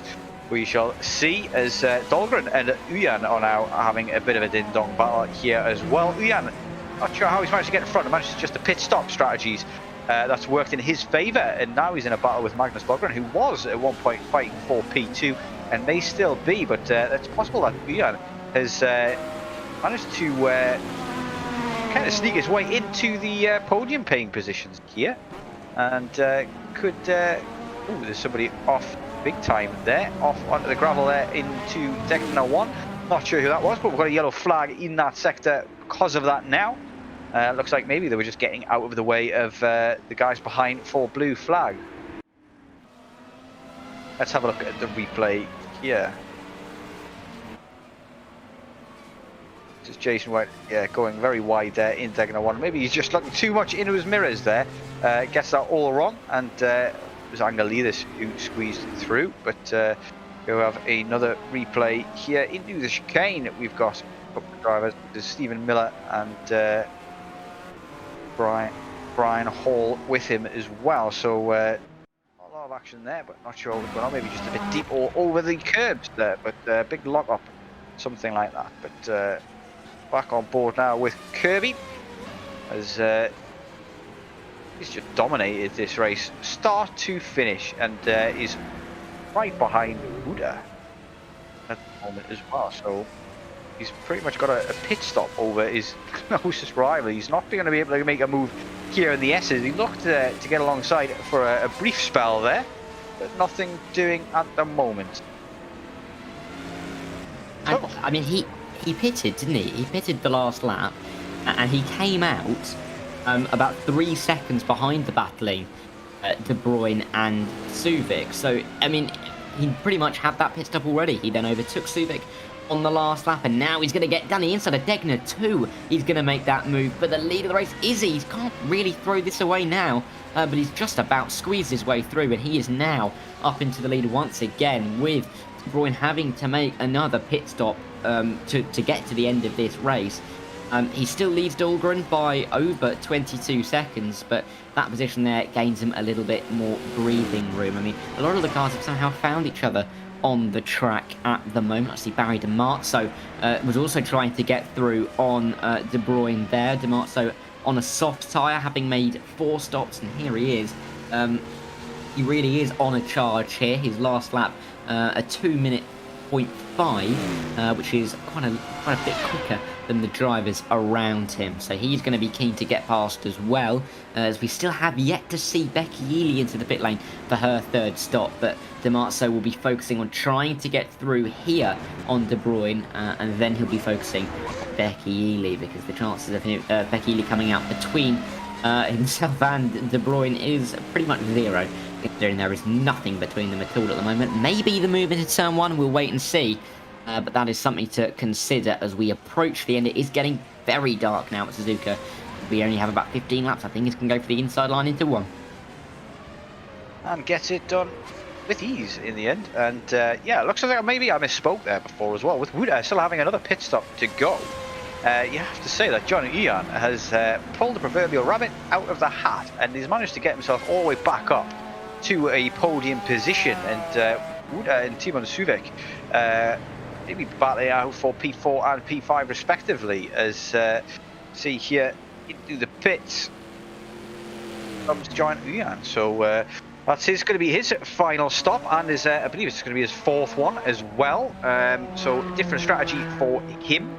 Wuda De Bruyne ahead still has to make a pit stop as well, and maybe this pit stop will allow Ian to jump Wuda De Bruyne after his pit stop. There's a sizable gap between them still at the moment, and a little bit of time left of this race before things finally slot into place and everybody's back out on track on their final stint, and we really get a good idea as to who's going to be finishing where. Becky Ely currently in the lead of the AM categories in the GT1 class though, and not really got anybody close to her as it stands. She's got another pit stop to make, and it's Oliver Day that she was originally battling with. She was quite close behind, and a 12-second gap behind Oliver Day to George Angelidis could mean that Oliver Day might snatch a victory here in the AM category if Becky Eli's pit stop isn't on point. Big gap between them at the moment, but remains to be seen when she completes her last pit stop how quick she's going to be when she comes out as well. She may go up for the soft tyres. It might just be a splash and dash, very little fueling required for the last 15 laps of this race. She might be rapid in this final stint. May have been saving it all up for that one, do you think, Dara? Yeah, it's very possible for her to really push to the end. I mean, Uyan, of course, I think he's had the extra pit stop because, of course, he had that big off at 130R and had to pit for some damage. Well, I see Mr. Reese in the chat saying that it's difficult to say if it's his last stop, because it could be difficult to get to the end. But we'll wait and see if he can. There's about 15, 16, 17 laps to go for these guys. Becky Ely, lights on, and confidence very much high, you would have to say, because she is going very well. I mean, even an 80-second stop now would put her out right around George Angelidis, and she is coming in now. So we'll have to see where she does come out, how much fuel she takes, how long this stop does take, because it will put her somewhere, I'd say, around Oliver Day and George Angelidis, maybe a little bit ahead if she doesn't take as long in the pit lane, but we will have to wait and see for that one. But she was showing some good pace. She's had a good strategy. This is her third stop, and she's comfortably going to get to the end with the 3 stops where some of us may have struggled. I mean, 4 stops for Barry Dimarzo, 4 stops as well for George Angelidis. So she's gone differently. Is it going to work out for her? I think it will, but we'll have to wait and see. Not too long left to go to find out if it will, though. But she will be very confident on this final stint, especially with the car underneath her. One thing I've noticed quite drastic difference here between the top speeds and the max kilometers per hour that these drivers have reached. Magnus Dahlgren holds that record at the moment with 293 kilometers an hour, and the closest person to him is a good 5 kilometers an hour slower than that, with Timon Suvik on 288 as far as I can tell. I mean, I'm checking further down the list, but looks as though that's a big market difference there. I wonder if that's down to setup. He must be running a fair bit less downforce here in order to get that extra speed, or maybe he's running more so that he can actually get a better exit. As we've got here Kirby about to lap, I believe that's Angelidis, and that's Ely just in front of Angelidis there as well, comes out of her pit stop ahead of him, and Oliver Day takes the lead of the ARM category thanks to that. He's got John Uyan for company within 2/10 at the moment. John Uyan should make short work of Mr. Oliver, with much fresher tyres after having pitted 4 times to Oliver's 3. But if Oliver can go to the end on his current soft tyre, he could win this ARM category in some style. I have to say, he's been absolutely fantastic today, racing his heart out. He's been rapid. He's been putting in a 2-minute flat there last time out, just within, and he's not really been involved in any untoward incidents at all. So that's put him in a great position here to hopefully take home the top spot. I have to say, I don't mean to burst the bubble, but I do think he has another stop, because he went onto that stop quite a long time ago. Because I believe he went hard, soft so far in this race, and I don't think he's going to get to the end. I mean, even Becky Ely went for a hard tyre when she pitted, so will be interesting to see. But here is Oliver Day, side by side now, up towards 130R with John Uyan. John Uyan will be looking to get through, and just about does. Comes across the front of the ARM driver and gets very much into the top 6 overall, and of course in his class, as we see now. Wouter de Bruyne, he's come into the pit lane, which will be surely his final stop. It's his 3rd stop of the race, and he should be able to go to the end from here as well. I think he's just a little bit in front of John Uyan as well, so that might be a little bit of a battle to watch develop towards the end. But yeah, as the sun has now definitely set at Suzuka, we've got some interesting battles starting to form, don't we? Becky Ely gaining a lot as well on the back of Oliver Day, but George Angelidis as well, definitely not out of the picture. So we'll see if he can try and catch up, because there's not much in it behind Dimarzo as well, 5 seconds off. But in the end, those 3 that started the race very close together might finish it very close together. Yeah, it looks like Ely's strategy of only doing the 3 stops is working so far. It is looking very tasty for Brian Hall at the moment, but that is due to the fact that he has another pit stop still to go. Only 2 under his belt as it stands, so he'll drop a bit down. But story for me is Wouter de Bruyne. He had P2 in the palm of his hand, and it seems to have slipped away. He obviously had that big off in Degner 1 and 2, and that cost him quite a bit of time. But 11 seconds off the back of Timon Suvik, who he was battling with before the stops came in. He's on the same strategy as Timon by the looks of things as well, but this feels like a missed opportunity for him. One man who's definitely hasn't missed any of his opportunities is Mr. Dan Kirby, who once again leads us, and he's increasing that gap now to Dahlgren. Dahlgren's not slow. He was a 59.2 last lap out, one of the fastest on track. But the fastest on track belongs to Timon Suvik, who did a 158.4 last time out, and but fastest lap of the race belongs to yours truly, Dan Kirby. Absolutely head and shoulders above everybody else, almost a second his fastest lap is quicker than anybody else close to him, and just put in another dominant performance. I can't really praise this guy enough. He's been absolutely fantastic once more here in Suzuka. As the night lights come on and the darkness starts to set in, we're starting to get a really good idea about where people are going to finish. As Brian Hall comes in for his final pit stop, we've got Gilles Alone still to go for his final pit stop, and maybe Ross Smith, he's got one more to go, as well as Peter Meyer, who will win once more in the ARM category for the GT2s, and that'll make it his 6th win of the season. Yeah, I mean, you've got to beat what's in front of you, and even if there's no one in front of you, it means you've got to beat yourself. And he has driven 75% of the race, which means he'll pick up the points. And we see here Angelidis and Becky Ely, these two very close together on track. Becky Ely, of course, came out ahead of Angelidis. They're both on the hard tyre, but this is going to be a battle. Dimarzo on a soft tyre. Can he get to the end on them? We'll wait to see. He's already done 4 stops. But we'll have to see if it works out for him. Oliver Day has had to come into the pit lane to change tyres one final time, and I think then he will go to the end. But this battle between Ely and Angelidis, I think, will be for the win here in the AM category, and might have some championship repercussions here because, of course, George Angelidis, currently 3rd in the championship, will be making up ground to Wayne Hutchinson in this race at the moment, and definitely to Becky Ely, who is 12.5 points ahead of Angelidis going into this. Wayne Hutchinson currently the driver, losing out quite a bit at the moment, currently sitting in 4th position, but he's been consistent in the last few rounds, and that is why he is still up in P2 in the championship. He's had 3 second places in a row coming into this, but that might change. He might have to settle for just 3 points here this evening, but still a little ways to go, and there still might be some battling between Ely and Angelidis, and they might fall back into the clutches of the likes of Dimarzo and Hutchinson. Certainly, maybe a possibility. George Angelidis hovering around that 1.5 second gap there at the moment, but does seem to be closing in here and there, but it's going to be very difficult to get that move done on Becky.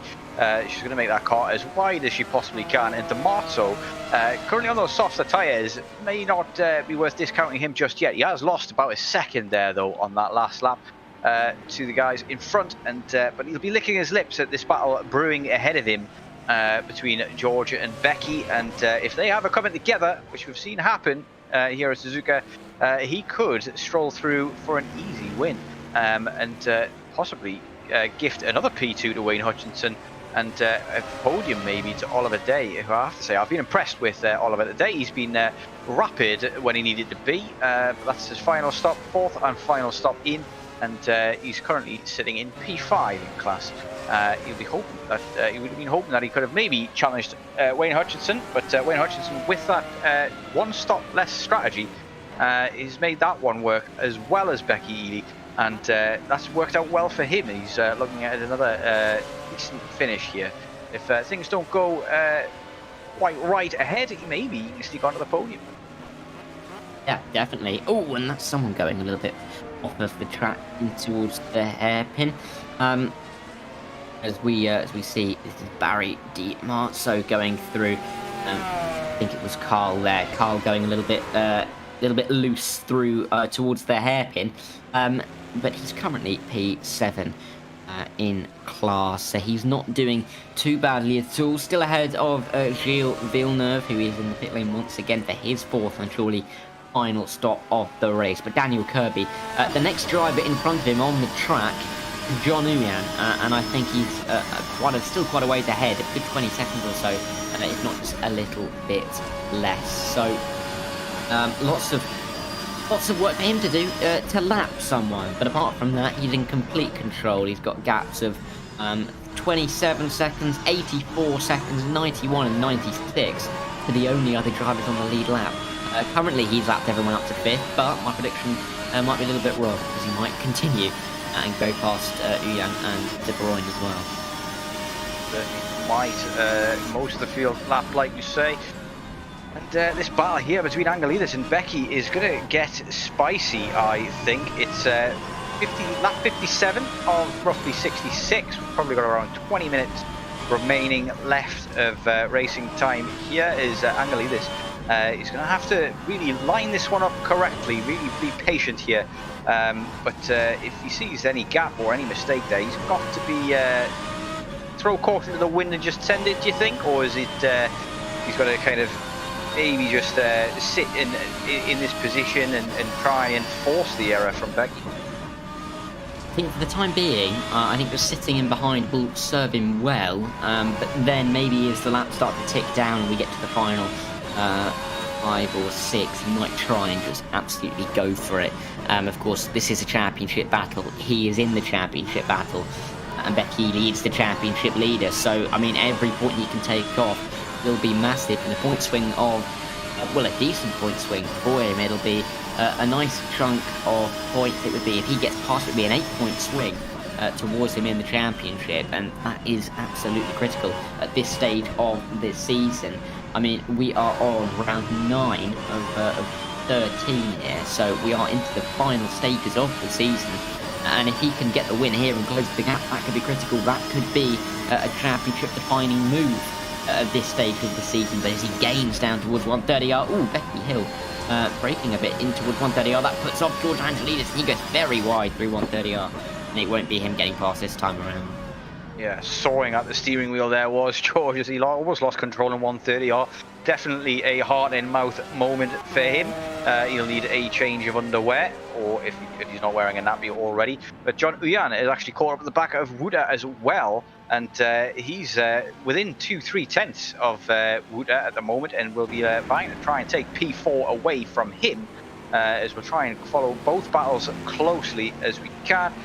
John Uyan done a fantastic job to recover from early issues, but you would have been hoping really that he was in the fight for the podium. Timon Suvek looks to have P3 wrapped up as it stands. Big gaps there, 30 seconds between Kirby and Dahlgren, and another 16 there between 56 between Dahlgren and Timon Suvek. So huge gaps forming now as we get towards the business end of this race, and we start to see exactly who's going to finish where. But it's still all up in the air between John O'Yen and Wooded O'Brien and Becky Ealing and George Angelidis. And Dimarzo is hoping beyond hope that these guys start the battle, that he can take advantage of that battle, gain some time on them both, and possibly maybe have his fingers and toes crossed for an incident between them so he can take the win. Which we've seen stranger things happen in racing, I'm sure. John Ian all over the back of Huda still, but as is proved difficult time and time again, it is hard to make a move here. And down in that chicane as well, because the racing line kind of goes close to the inside line, it's so hard to force your nose up the inside there into that chicane. And going around the outside, it doesn't really lend itself to the overtake, to be honest. The left-hand chicane, part of the chicane, can't really keep your nose around the outside there. A very difficult move to make, but as we've seen already this race, it's not impossible to make moves, especially if you can kind of force the error. Got a back marker getting in the mix here as well. A couple of thank you flashes from the guys behind. There's a bit of a swapper there on entry from Wuda, and he's starting to struggle now. He's feeling this pressure from Uyan, and you get the feeling that the mistake is just a matter of time now before Uyan can take advantage of that mistake. Yeah, and I mean, I noticed in the chat that Mr. Reese said there was something. He said that he thinks something will definitely happen in the front because of the pit stops, and he says that Dahlgren definitely has to stop again, others potentially too. So these guys here could be fighting for a couple of positions further up in the order. They are over a minute behind Magnus Dahlgren as well, so that's also in the back of the mind. But Uyan has definitely recovered well, hasn't he, after that big off at 130R? Maybe he could be thinking of what could have been after that, so that will be in the back of his mind, but he does look keen to get the move done here. Of course, one of the drivers not too far behind them is Daniel Kirby, race leader, who is just about to come up to the back of Ross Smith to lap him for the 5th time, and Jason Whited to lap him for the 4th time, and then it'll be Peter Meyer for the 5th time, and then he'd be on the back of John Uyan to lap him for the 1st time. So lots of lapping in play, but Uyan is looking to get the position done on track here without having any kind of lap. He looks for an inside line into 130R, but not to do on this occasion. A little bit wide as well over the curb. That's going to lose him some time, and that is not going to be the way that he's going to pick up the position of of Vuta to Brian here, so work to do, but he is still in the hunt, and it is still quite close, as it is between Bekele and George Angelidis with 1.2 seconds. The gap has come out just a little bit, but it is still close. So lots to say. I think we could be looking at Daniel Kirby winning this by over a minute as well, which just shows how good he's been. But this battle for P4 is, I definitely think, going to be what we're going to be looking for towards the end of this race. Yeah, certainly battle for the ages between these two. Let's take a moment to catch up with chat. We've got Conway Critty in chat saying, evening all, is this an Assetto Corsa mod? I'm afraid not. It is R Factor 2, but certainly a mod, many of which parts of which are designed in-house by the league admins and people involved within the Discord. More details in the description if you want to find out more.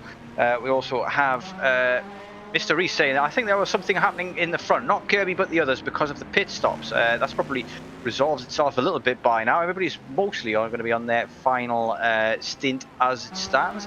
Dahlgren definitely has to stop again. Some others potentially too, says Reese. The understeer. My eyes, George, my eyes, says Ben RM. Is George struggling with car control there.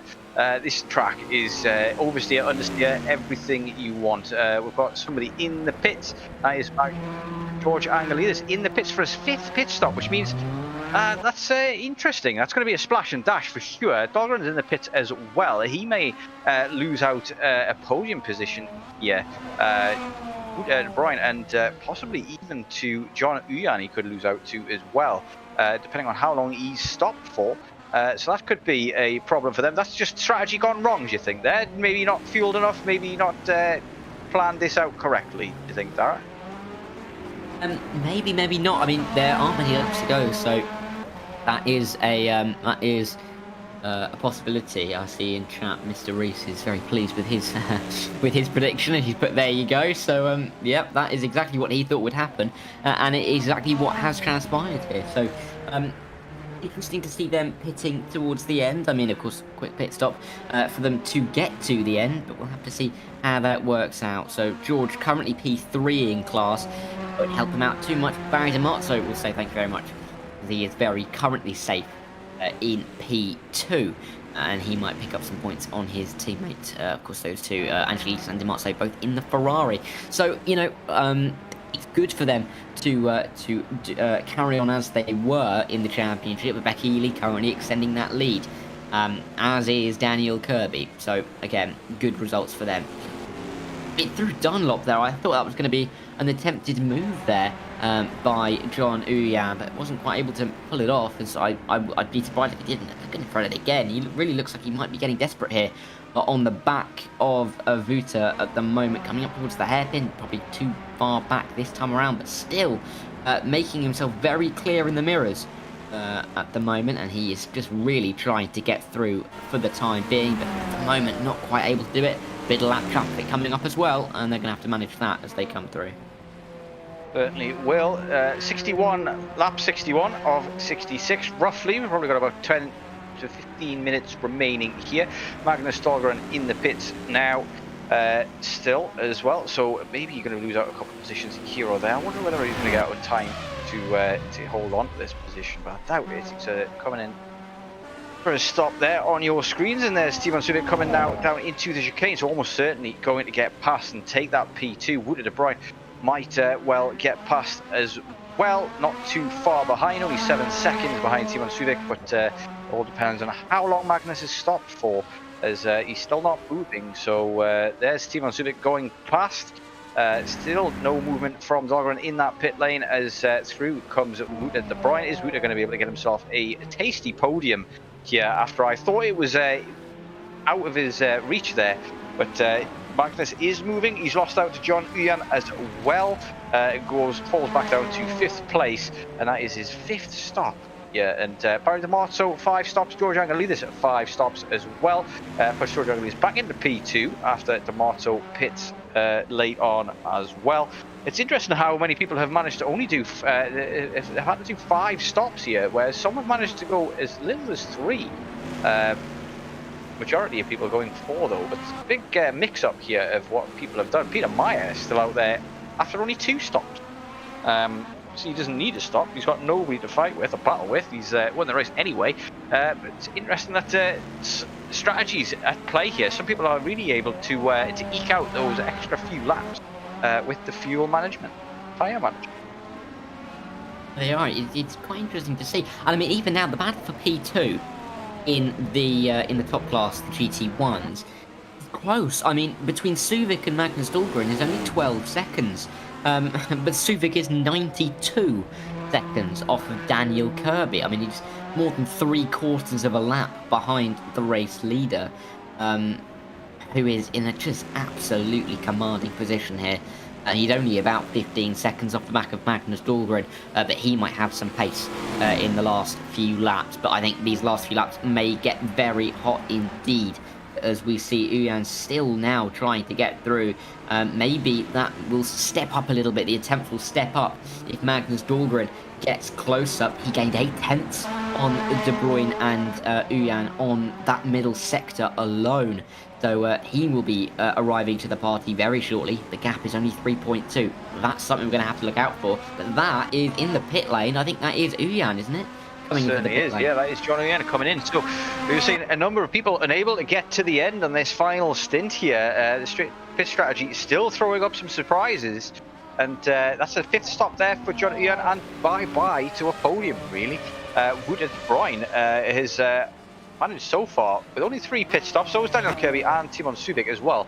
And maybe their fuel conservation and tyre conservation in the earlier stages of this race are now paying them dividends. But Kirby, I mean, if you wanted to, you could stop, change tyres, have a cup of tea, go to the bathroom, you know, vote next year's general election before he's got time. You still have time to come out and wave goodbye to everybody. Still 10, 20 seconds behind them when he did so as well. He's been unbelievable so far. We're going to run out of accolades to throw at him at this rate, but anything that will get the stick on him and slow him down a bit will do with the others a bit of a favour. Everybody up until you know, only the top 3 drivers at the moment on the lead lap as it stands. Wout de Bruyne, Timon Subic and Daniel Kirby, the only drivers not to be lapped. Obviously, Daniel Kirby, so good, he may be able to lap himself. That's just the kind of level he's at. Yeah, and I think Magnus Dahlgren made a mistake there, because he's now a lap down as well, and 14 seconds off the back of Vuta. So he looks like he's made a mistake, because that means that's why he's now being lapped, and it means that Vuta is now only about 10 seconds safe from Daniel Kirby from being lapped himself, as he now trails Timon Subic by 7 seconds. But I mean, the gap out in front, 94 seconds. I mean, it is absolutely amazing. We see here Dimarzo and that is Angelidis fighting it out. 1.1 seconds between them, and it's the battle for second in the AB category. Of course, these two off the back of Becky Ely after making extra pit stops, 2 extra pit stops in fact. Dimarzo lapping just a couple of tenths slower than Angelidis on the last lap, but there is not much between them at the moment. So there's nothing to say that these two won't come fighting it out in the last couple of laps. And again, championship on the line. Positions particularly on the line between these two, even if they are good, nearly 50 seconds behind Becky Ely, who has played this strategy, I think, to absolute perfection, and has really shown why she is the championship leader. But she leads very comfortably at the moment. John Uyan might come past her on fresher tyres very shortly, and Brian Hall might get on the act just at the end as well, but currently P5 overall and leading, I think, over half of the GT1 categories here in this race. So incredibly impressive drive for Becky Ely this evening, and she's looking to extend her championship lead. Yeah, Mr. Reese in chat says wait for the last few laps, and carries on to say as expected. It's top advice there, I think. Nobody wants to start counting any chickens before the patch here in this race, because any one of these people here at the front, with the exception of Dan Kirby, who could pit if he wanted to and still come out in the lead, could have to pit here, because the strategy has proved a bit awkward, a bit complex. Some drivers having to go for 5 stops, some going for 3, some only doing 4. And got Peter Meyer there still at the back. He's doing his 3rd stop at the moment, at the very death. Only 3 to 5 laps remaining here in Suzuka, and it looks like, well, first of all, Daniel Kirby has just shown everybody up, really. It's possible if this was another 5 laps longer, he could have lapped the entire field if things had gone slightly differently here. Becky Ely as well, like you say, absolutely storming race today. She's got the strategy spot on, and even with that big coming together with Dimarzo, has done fantastically well to put herself in the position that she is in. I've got to give a shout out to Oliver Day as well. My favourite driver of the day so far today. He's done remarkably well in his position. Hold off Wayne Hutchinson in the end to hold on to fourth place in category. Still some racing to be had. Barry Dimarzo and George Angelidis on your screens at the moment, looking very racy as we head towards the death of this race, and he's running out of time to get this move done. So that's when the real aggressive moves come out, and look at George Angelidis is line into the hairpin. Makes it very, very difficult to get the move done there. But look at the exit that he got. Maybe he had to check up a little bit there, Dimarzo, because of George Angelidis' strange line. But I suppose lots of different lines work there in Kobayashi Corner, and it's very easy to park it on the apex there and really cause a problem from the guy behind, not let him onto the accelerator as early as you would like, especially if you're taking that wide line like Dimarzo just did. Dimarzo now on the toe, in the toe, should say, not on it. Up to 130R, and it's going to be only a matter of time before his patience starts to run out, and he starts to maybe put his nose where it doesn't belong, possibly. Something's got to happen, something's got to give sooner or later. John Uyan is rather close to the back of Becky Ely as well. Becky Ely, 5th in class for a AM driver to be battling out with those pros. Absolutely fantastic job. Yeah, absolutely fantastic. And she is on the lead lap once again because, of course, Daniel Kirby's just coming for a bit of a splash and dash. I don't think she'll be on the lead lap for very long because I expect his pace is going to be absolutely scintillating on fresh tyres, but we'll see how long he remains on the lead lap. John Uyan is just about surviving on the lead lap, just behind Becky Ely, and they are coming now through the middle part of the lap. But this battle for second in AM really is heating up. As you're right in saying, Stephen, that something has got to give, surely, between these two. Maybe it's a send from Barry Dimarzo, maybe it's a mistake from George Angelidis, but something surely has got to give ever so slightly, because these two have been so close and they have had a strategy battle all the way through the race. Of course, that was I think it was it Angelidis who pit early, or was it Dimarzo? I'm not too sure. I think it was Angelidis, Dimarzo actually was involved in that Becky Ely incident as well. One thing I do want to mention as well, though, is Dave Coors, who is going to get his first win of the season down there in the GT2 Pro category. It doesn't look like Ross Smith is ever going to be able to catch him. It's 32 seconds, the gap between the two drivers at the moment. So extending an early congratulations. Don't to jinx the man, but early congratulations there to Dave Coors for his first win. Gets it to the end, but there's not long to go. Now we're on lap 66, and we'll let you know when we see the white flags. 76 seconds that gap there now from Daniel Kirby, now that he's actually pitted, I think, for his fourth stop, so couldn't get it all the way to the end, but he should be comfortably in the lead still anyway. Looks like Timon Subic is also coming into the pits. A number of people now having to go for a late splash and dash. 3 pit stops proving rather a difficult strategy to get right. For people, late dives into the pits, I think. And still, like we said in chat, don't count your chickens. More stops coming. Something is wrong with Dahlgren, he also says in chat at the moment. Dahlgren down to P4. Not going well for him. John Uyan as well, right on his tail. 1/10 between the two of them. And we could see an overtake. Something that's not quite right from Dahlgren here. Like Reese says, and down the inside into Spoon 2. Gets overtaken, and he's got a real problem here. He's going very slowly. He's got a trainer cars behind him now as well, looking to overtake. He's going to the inside, he's letting these pass. I'm wondering if he's run out of fuel. It could be another pit stop here for him. I don't know if he had an off track or any incidents or damage or something's gone wrong, but it's it's very, very strange one from Magnus's point of view. Had it in the palm of his hand, and it all be gone now. He doesn't look like to be pitting at the moment, so he's going to carry on. We're on lap 67 of 69, a couple more to go, and yeah, 4 or 5 minutes remaining here. That's not what Magnus Dahlgren wanted at the tail end of this race. He's dropping heavily down the order now as well, and that could be music to the ears of the people who've managed to get this strategy to work. Wooded Brian may well just make this 3-stop strategy work. Only a couple of laps left. He may have to do a splash and dash at the very end for a lap or two. That's the case, and he'll be handing the podium back to Magnus. But Magnus is struggling at the moment. Becky gets past. Oh, sorry, apologies. She hasn't gone anywhere. I've gotten myself confused. Best refresh my timing board. But yeah, starting to get to the last couple of laps, and starting to fall into place exactly who's going to finish where. But like we've said all along, kind of thing, with these pit stops, don't know what's going to happen with the pit stops. Is anybody else going to have to go for another stop at the death here? There's Mr. Reese in chat. I believe Mr. Dogger had already had 1 or 2 additional pit stops besides splashing and dashing as well. So things have just not worked out for him in this race, and that gives it a big swing towards Daniel Kirby in terms of championship, as well as he's not really managed to hold off or kind of limit the damage here.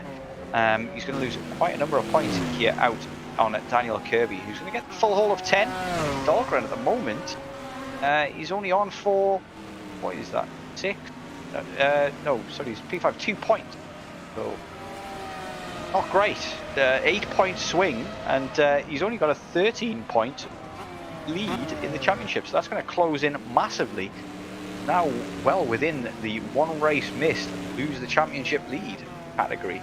It's not going to be what he wanted from this race at all. No, not at all. I mean, slipping back massively, realistically for him, in the championship, Daniel Kirby taking massive strides towards him.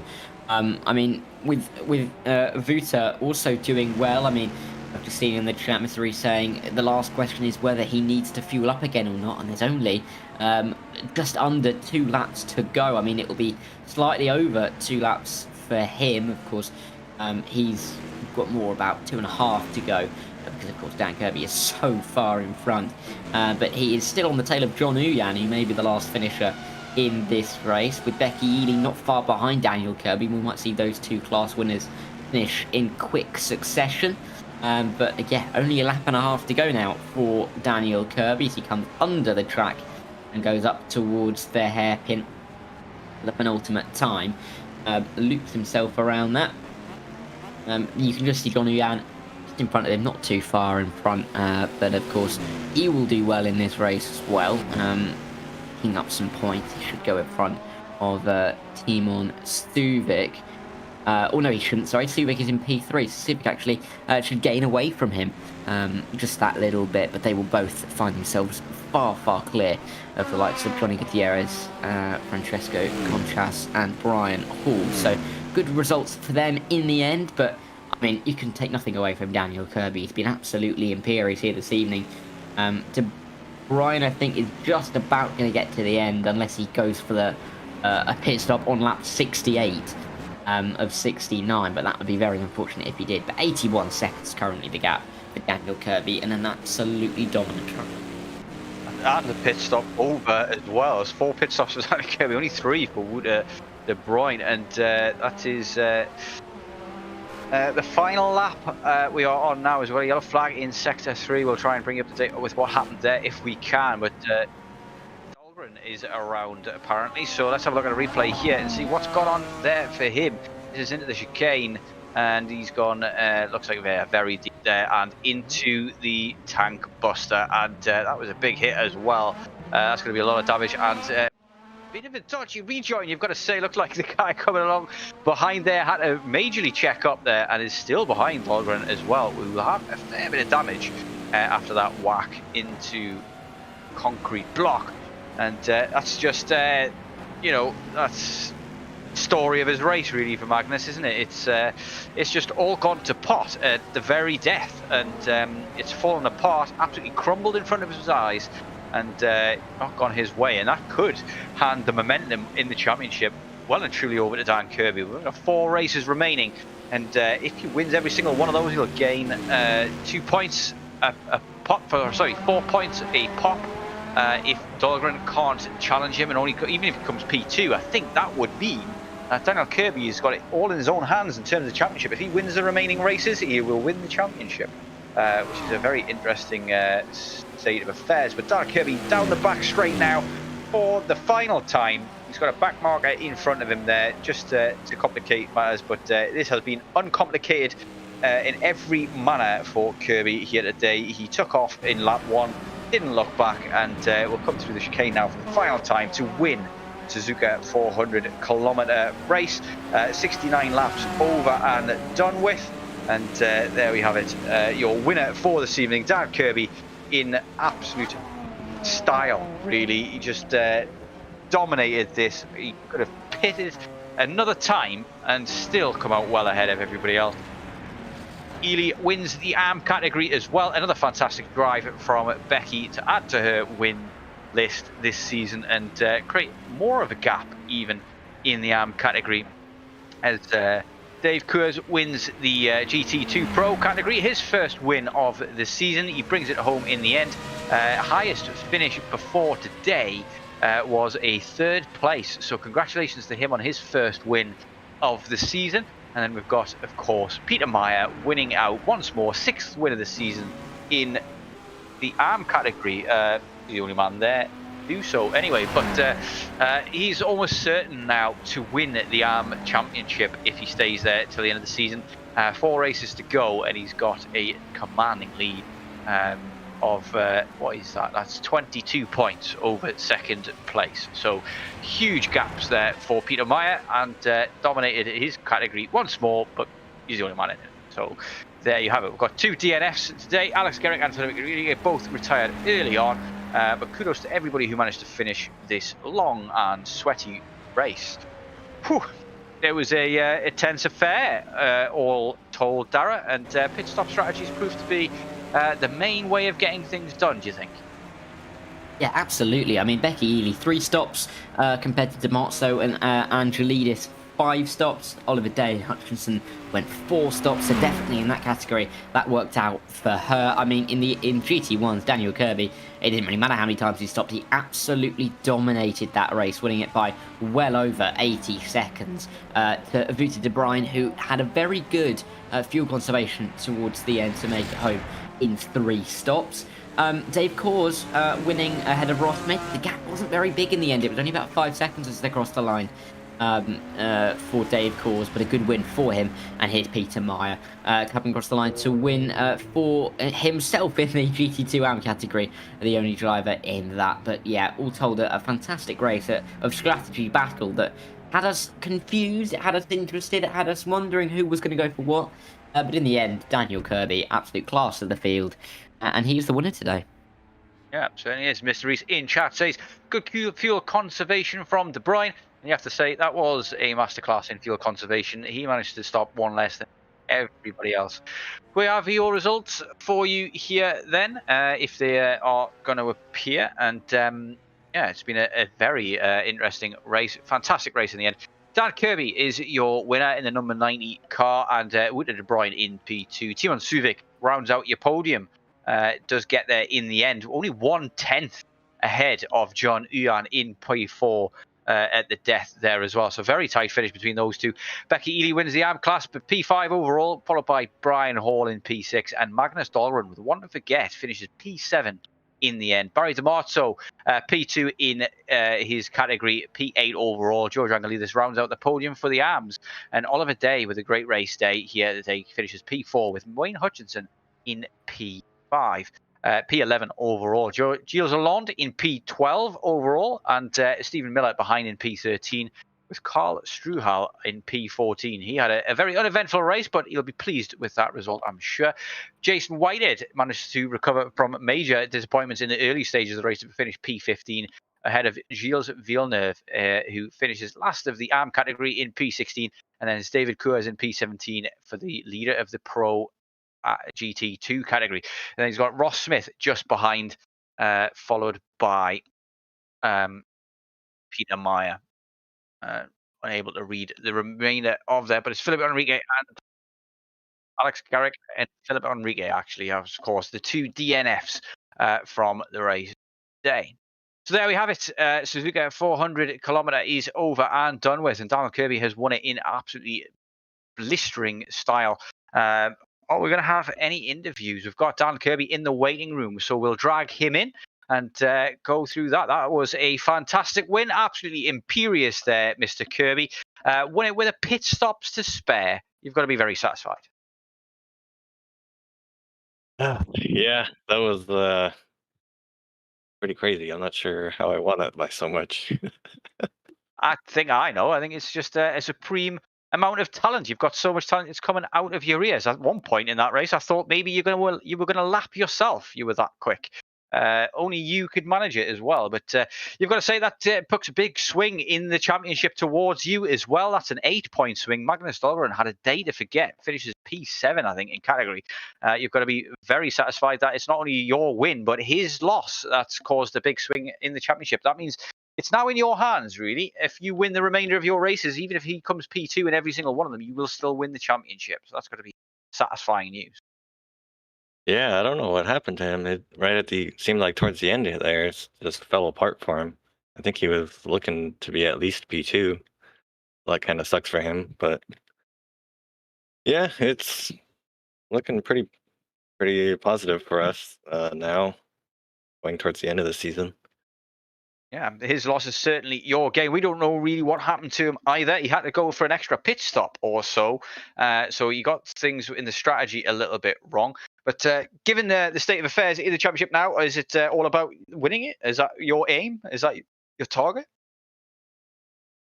I'm still not sure because I actually wasn't going to attend today's race, but my schedule kind of opened up. So I was like, screw it, why not? I'll come in, and I'm not sure how many more of the races I'll be able to make. So if it happens, then it happens. If not, it's whatever. Fingers crossed we can see you on track again, because it's always a masterclass when you are on the black stuff. We'll let you go and enjoy the rest of your evening, though, and move on to the next interview. Thank you very much for your time, Dan. Yeah, thank you guys. Take care. So moving on now to the ARM category winner, and it's Becky Ely once more with another fantastic win under the belt. Bit tense at times, that one, Becky. Shall we start first of all with the incident with Dimarzo? Obviously, into turn one, looked like he cut your nose off there a little bit. What were your thoughts? First off, hello. How is everybody here? Very well. Very well. Thank you. Well, Glad to hear it. So with Barry, I'm interested to watch it back. I don't know whether it's my fault, his fault, racing instant. You know, in the moment, I was like, oh, he should give the place back, really. But then I was like, actually, I don't know whose fault that was. It's probably just a racing instant. We both, I assume, didn't get too much damage. We didn't lose too much time. You know, it happens. I'd rather have some good close racing than like playing tiddlywinks. So you know, it was good. Look, he wants to play tiddlywinks when there's racing games to play. Exactly. As far as accidents happen, they don't really get much better than that. Like, we were racing each other quite hard, and neither of us really came out too badly. Yeah, I mean, from our point of view, I've got to say, it looks more like it might have been on him, but it did look as though he did give the position back in the end. Or was that a mistake? Because we didn't really catch that on stream. I think that was a mistake. Rather than giving it back, I'm not sure. It's not bothered either way. I'll take back the praise I gave him. It happens, doesn't it? It certainly does, yeah. I'll take back the praise I gave him for being sportsmanlike, but it definitely wasn't a foregone conclusion, this win. It's another one to add to your lovely little tally that's totting up and extends your lead at the top of the championship. You've got to be thinking now that the championship is what you've got to aim for, really. To lose it from here, that would be disappointing, wouldn't it? Well, yeah, I mean, I was pretty upset last time after Hungarian because I was on for my best ever result and disconnects happened, which again happened, but I was like, I need to make up for it today. And I wasn't sure whether I was going to. Like, practice pace, it looked like the race pace. The Ferraris seemed to be a second a lap faster than me on race pace. I was like, I know I'm fuel saving like absolute crazy, like massive lift and coast into every single bend. I was like, about a second a lap is what they need to beat me. and probably maybe a tiny bit more than the second lap they needed, maybe. But I was like, oh, it's going to be really close in the final stint. But then when I managed to keep them all behind me in the first stint, I was like, okay, this is looking pretty good. Then George was coming along, and I was like, wow, I don't know what George is doing. Like, he seemed to go really long at first, maybe. And I was a bit worried about him. Then when he stopped his one from last stop, I was like, he has to stop again.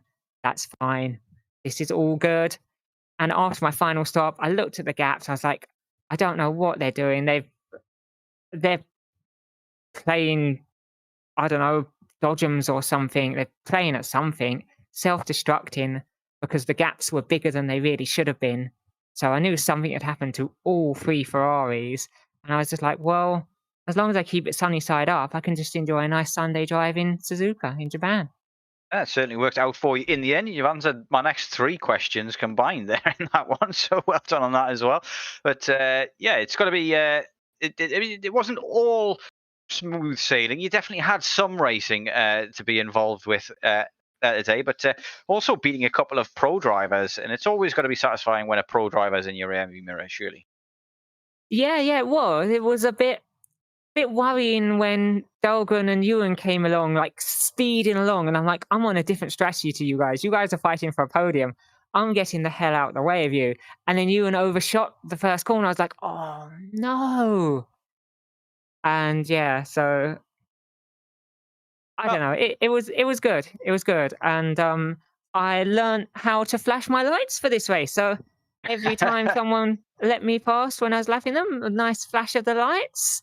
I apologize if anyone, when I was chasing them, I think it might have been, it was either Barry or Oliver. I was following them and I was flashing the lights when I was lapping people, and I hope they didn't think I was flashing my lights then, but I enjoyed a nice flash of the lights. A good thank you. Good old British values there. There you have it, straight from the horse's mouth. Becky likes to flash. So we'll wrap it up there. Yep, that is a good place to wrap it up. Donington next time. I wish you the best of luck there as well, and congratulations on your 5th win of the season. But we'll leave it there, wrap it up, and go off and enjoy the rest of our lives. But thank you very much for your time, Becky. It's a pleasure as. Thank you, and I'm off to do some flashing. Goodbye. Ta-ra. So there we have it. We'll wrap it up there. It's been an interesting one in terms of championship. Big swing as well in the championship at the top of the standings there. It's been an absolute pleasure commentating with you, Dara. This is the first time we've worked together. I have to say it was a breeze. So thank you for your time as well. And please, everybody who's watching, don't forget to like and subscribe. But yeah, there's nothing more that I can think of. We've got Phil across the pond saying well done again, Becky, in the chat, just to finish us off. And yeah, we'll leave it there. And I hope everybody enjoys the rest of their weekend.